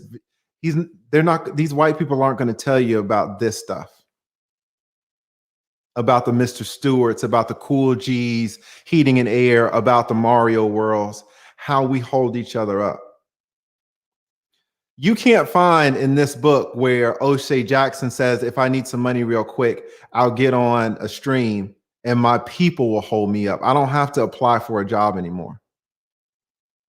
My people will provide for me, right? It's not in these white people's books. I tried to get O'Shea Duke Jackson to do a course. I didn't even want to buy Meet Kevin's course. I was talking to O'Shea and I could hear it. I could hear that any course, I would pay $500 over Meet Kevin's $350 just because of the knowledge this man, he knows the game so cold. O'Shea Duke Jackson knows the game so cold. There is no course that would be better than O'Shea. But he's in medical school and he's pumping out 7 videos a day, so he's not going to get us the info. But he puts us on his channel. At least he used to, until black people started taking advantage of him.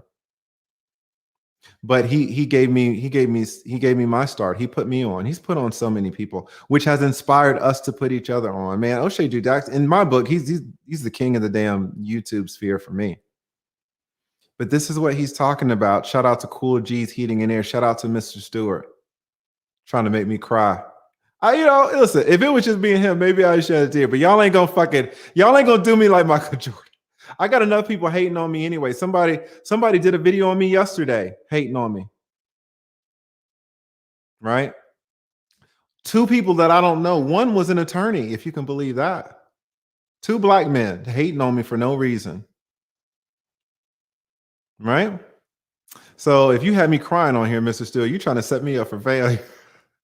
Shout out to Mr. Stewart. You guys hold me up, man, and you support me so much. I can't tell you what it means to me. Thank you, Mr. Stewart. Thank you. Cool G's Heating and Air. Thank you, Mario World. Right? We got another one. We got another one. Roger Report Live. Roger Report, guys. He's been supporting me so much over these live streams. Every time I look up, it's another damn $20. This is what these white people aren't going to tell you. I hope, Roger, you're not white. I'm not talking bad about white people, but the resources, we don't have any resources for our own community. Right? What does Roger Report say? Don't forget that you are the you in YouTube. Yes. Make sure you give a piece of yourself to your audience. That's a quote from my teammate. Excellent. This is so true.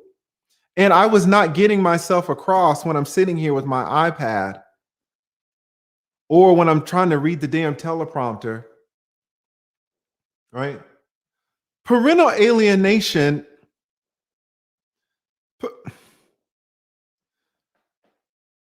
Parental alienation is a bad thing. Hire an attorney. It was bullshit. Now I just get on here and I talk to my people and we develop a community and I see all of us on all of each other's channels. Guys, I don't know. I don't want to pat us on the back too much, but I don't know who's doing it like we're doing it over here. And let me tell you something, guys. I took you for granted. I absolutely. That would have been bad if he was white. I'm not talking shit about white people, but no one supports us like we support ourselves. No one. So I appreciate this so much, the Roger Report. And he's been supporting. Every time I look up, he's super chatting me $20, $30. Right. And some of you guys, Trash Can Waves, the Steel Curtain, you got Frank. Some of you guys in the chat, you hold the chat up so much. I didn't appreciate you. I just thought everybody had it this way until one day Tommy Sotomayor came on. Now, when Tommy Sotomayor came on, he behaved like a gentleman. He's come on twice. The second time he got a little bit frustrated, but both times he was a gentleman. So he was cool. But do you know what? His family followed him over here. And his family got in with us, got in with our family. And that's when I saw the difference.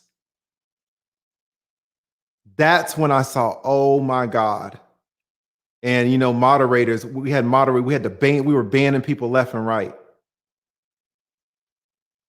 We were banning people left and right because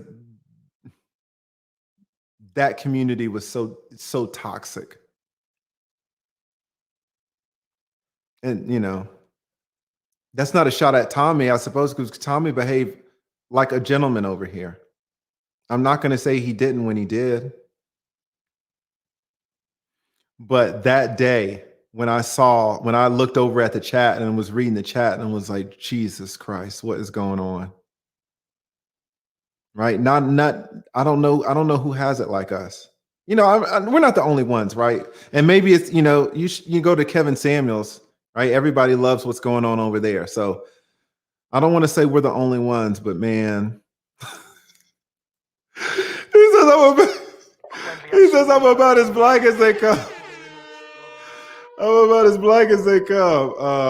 Yeah, but listen. So thank you guys so much. I don't want to keep beating a dead horse, but I really, really do love you guys. And you guys hold me up so much. So thank you to everybody. Joe, I love you. You got a little rambunctious, but I'm sure I'm going to see you on Blind Life. I'm sure you're going to I see you on Rebuilding Black Wall Street all the time. Like we hold each other up, man. So I'm probably gonna delete this in 24 hours. So please watch it. I can't leave it up. If you see the beginning, you'll see why I can't leave it up forever. But watch part number one. Part number one is the important part. This is just the B side. Y'all remember cassettes? Are any of you old like me? Cassette tapes. This is the B side. Part one is the A side. Part one is the best side. So thank you so much to everybody. Roger Report Live, of course, Flag as They Come, shout out. Thank you again to Larry Reed Live, who supported me huge in the first one.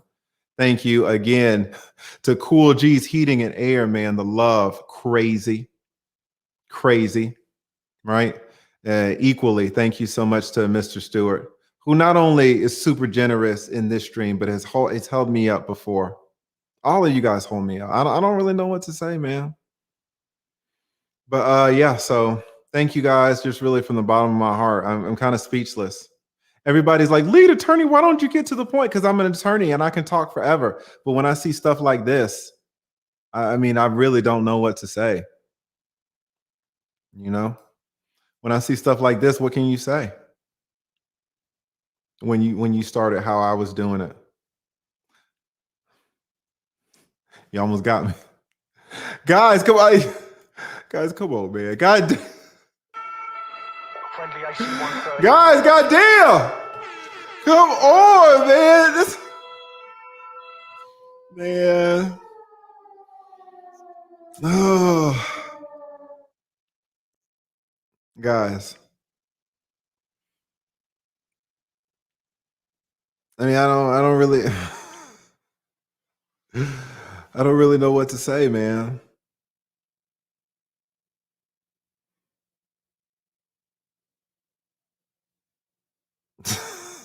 I don't really know it. I'm so appreciative. You guys just have no idea. You guys have no idea how much it means for y'all to hold me up this way.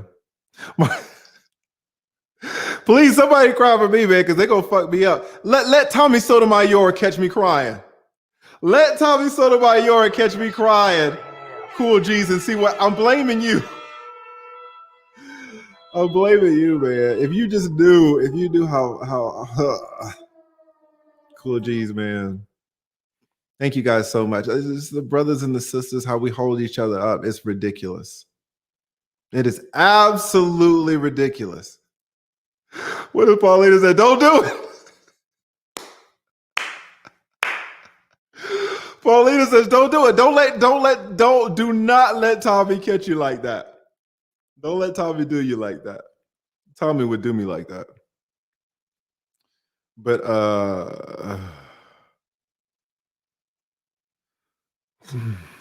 I mean, I don't know. I don't know what to tell you. Guys, when I started this YouTube channel, again, I didn't know this was a thing. I thought it was about making videos and you got paid a little money for your videos. I never knew about a community. Then when a community formed, I was like, oh, look at this. I was like, okay, this is what YouTube is about. Then Tommy Sotomayor came on and I realized this is not, people don't have this. People don't have it. We have it. Joe is going to go on to Rebuilding Black Wall Street and you know help him get watch hours. He's already got it now, but he was over there helping him get watch hours. I would go on Rush Ribbons. You know, I would just open up a tab and be on there, and then but be doing work, be doing something completely different. But that tab is open, helping her get watch hours. This is how we support each other, helping everybody get watch hours so that they get monetized. Right? I didn't know that not everybody has that. And then I have Tommy's crew on and hear some of the things that they're saying about me. Hear some of the things that they're saying about him. People who follow Tommy, guys, they're not all his supporters. Some of these people hate that man. And every time he's somewhere, they follow him. Compare that to what we have. Right? So I didn't know.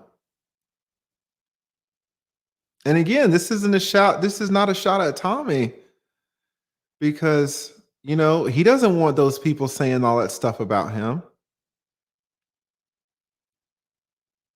If he could snap his fingers, so many of those thousands of people would disappear. But everywhere he goes on Kwame Brown's channel. There they go. He comes on the lead attorney's channel. There they go. He starts his own live stream. There they go. They follow him around. Conversely, look what we do. We follow each other around, but for support. We follow each other around so that to help other people, to help our family get their watch hours. Look what we do. And there's no leader, no one saying, hey, everybody go over here and get your watch hours. Help this person get their watch. We do it just naturally. Right? What did Tommy say? Tommy said the first time that Kwame Brown was on his channel, Kwame was like, Tommy Sotomayor, Tommy was like, is that really Kwame Brown? Like the Kwame Brown? And Kwame was like, yeah, do you know what Tommy said? He said, oh, well, if this is really you, does anybody know what he said? He said this to the #1 draft pick, you know, who had millions. He said, oh, okay, if this is really you, prove it. He said, if this is really you, hit my Cash App. If this is really you, hit my Cash App. Larry Reed sends me $100. Did I ask him for it? Mr. Stewart sends me $100. Did I ask him for it? Cool G's Heating and Air sends me $100. I turn around again, he's trying to get a nigga to cry, send me another $100. Like, are we asking for it? Like, we're holding each other up and we don't even have to ask. You think Rush Ribbons asked to do a collab with me? You think she came on with her damn Harvard shirt? I was like, uh-oh, this is a real one. You guys, who does this? Rush Ribbon, she had 2 subscribers when she came on. 24 hours later, she had 500. Do you hear what I'm saying? 24 hours later, this young black woman in a Harvard shirt had over 500 subscribers in 24 hours. Who's better than you? Ain't nobody better than you motherfuckers, man. Ain't nobody holding, no one has a family that's holding us up like this. We might be the only ones on YouTube, to be honest. Right? Maybe we're not, you know, I don't know, but there's no one better than us. Ain't no one better than us. I mean, to get a young black woman who's fresh out of Howard, 500 subscribers in 24 hours when she needs 1,000 to get monetized. It took me 8 months to get 1,000, and you give her half in 24 hours, right? Thomas Sotomayor, you know, begging people to hit a Cash App, and then you guys are just washing me with the love, just holding me up so much. You know, that's not in these white people's books, man. It's not in this. Cool G Heating and Air, Cool G's Heating and Air, Mr. Stewart, Mario World, Larry Reed Live. It's not in these books. You know, shout out to Macy. Macy was like, yeah, you know, you can learn anything. You know, there's so much content about YouTube about creating a YouTube channel on YouTube. She's right, but you're not going to see this. How do you form this? Right? We're so lucky. We're so lucky that we support each other like this. So, you know, Andrea La Loca just sums it up the best, man. Andrea La Loca. sums it up the best. There's no better way to sum it up than this, right? So listen, guys, thank you so much. I'm speechless. I really don't know what to say. But you know, I love you all. I love all you guys. That's why I embarrass myself and I give you all of my mistakes. But then you turn around and you hold me up. Even when we get a little crunk, you know, we were hard on Trayvon, and Trayvon's part of the family. And Trayvon said, listen, I can hang with y'all. You know, we get people who slide in and they can't hang. Right? Black Beauty couldn't hang. Unpopular couldn't hang. It's gonna happen from time to time. But the family, even when the family gets rough, we stick together. Like we fucking stick together. Y'all are the best. All right. So listen, thank you guys so much. I'm not your fucking attorney. Don't make me cry. I'm not your attorney. I am the lead attorney. And I am here to help you lawyer up. Thank you guys so much. All right. Y'all have a good night. Man.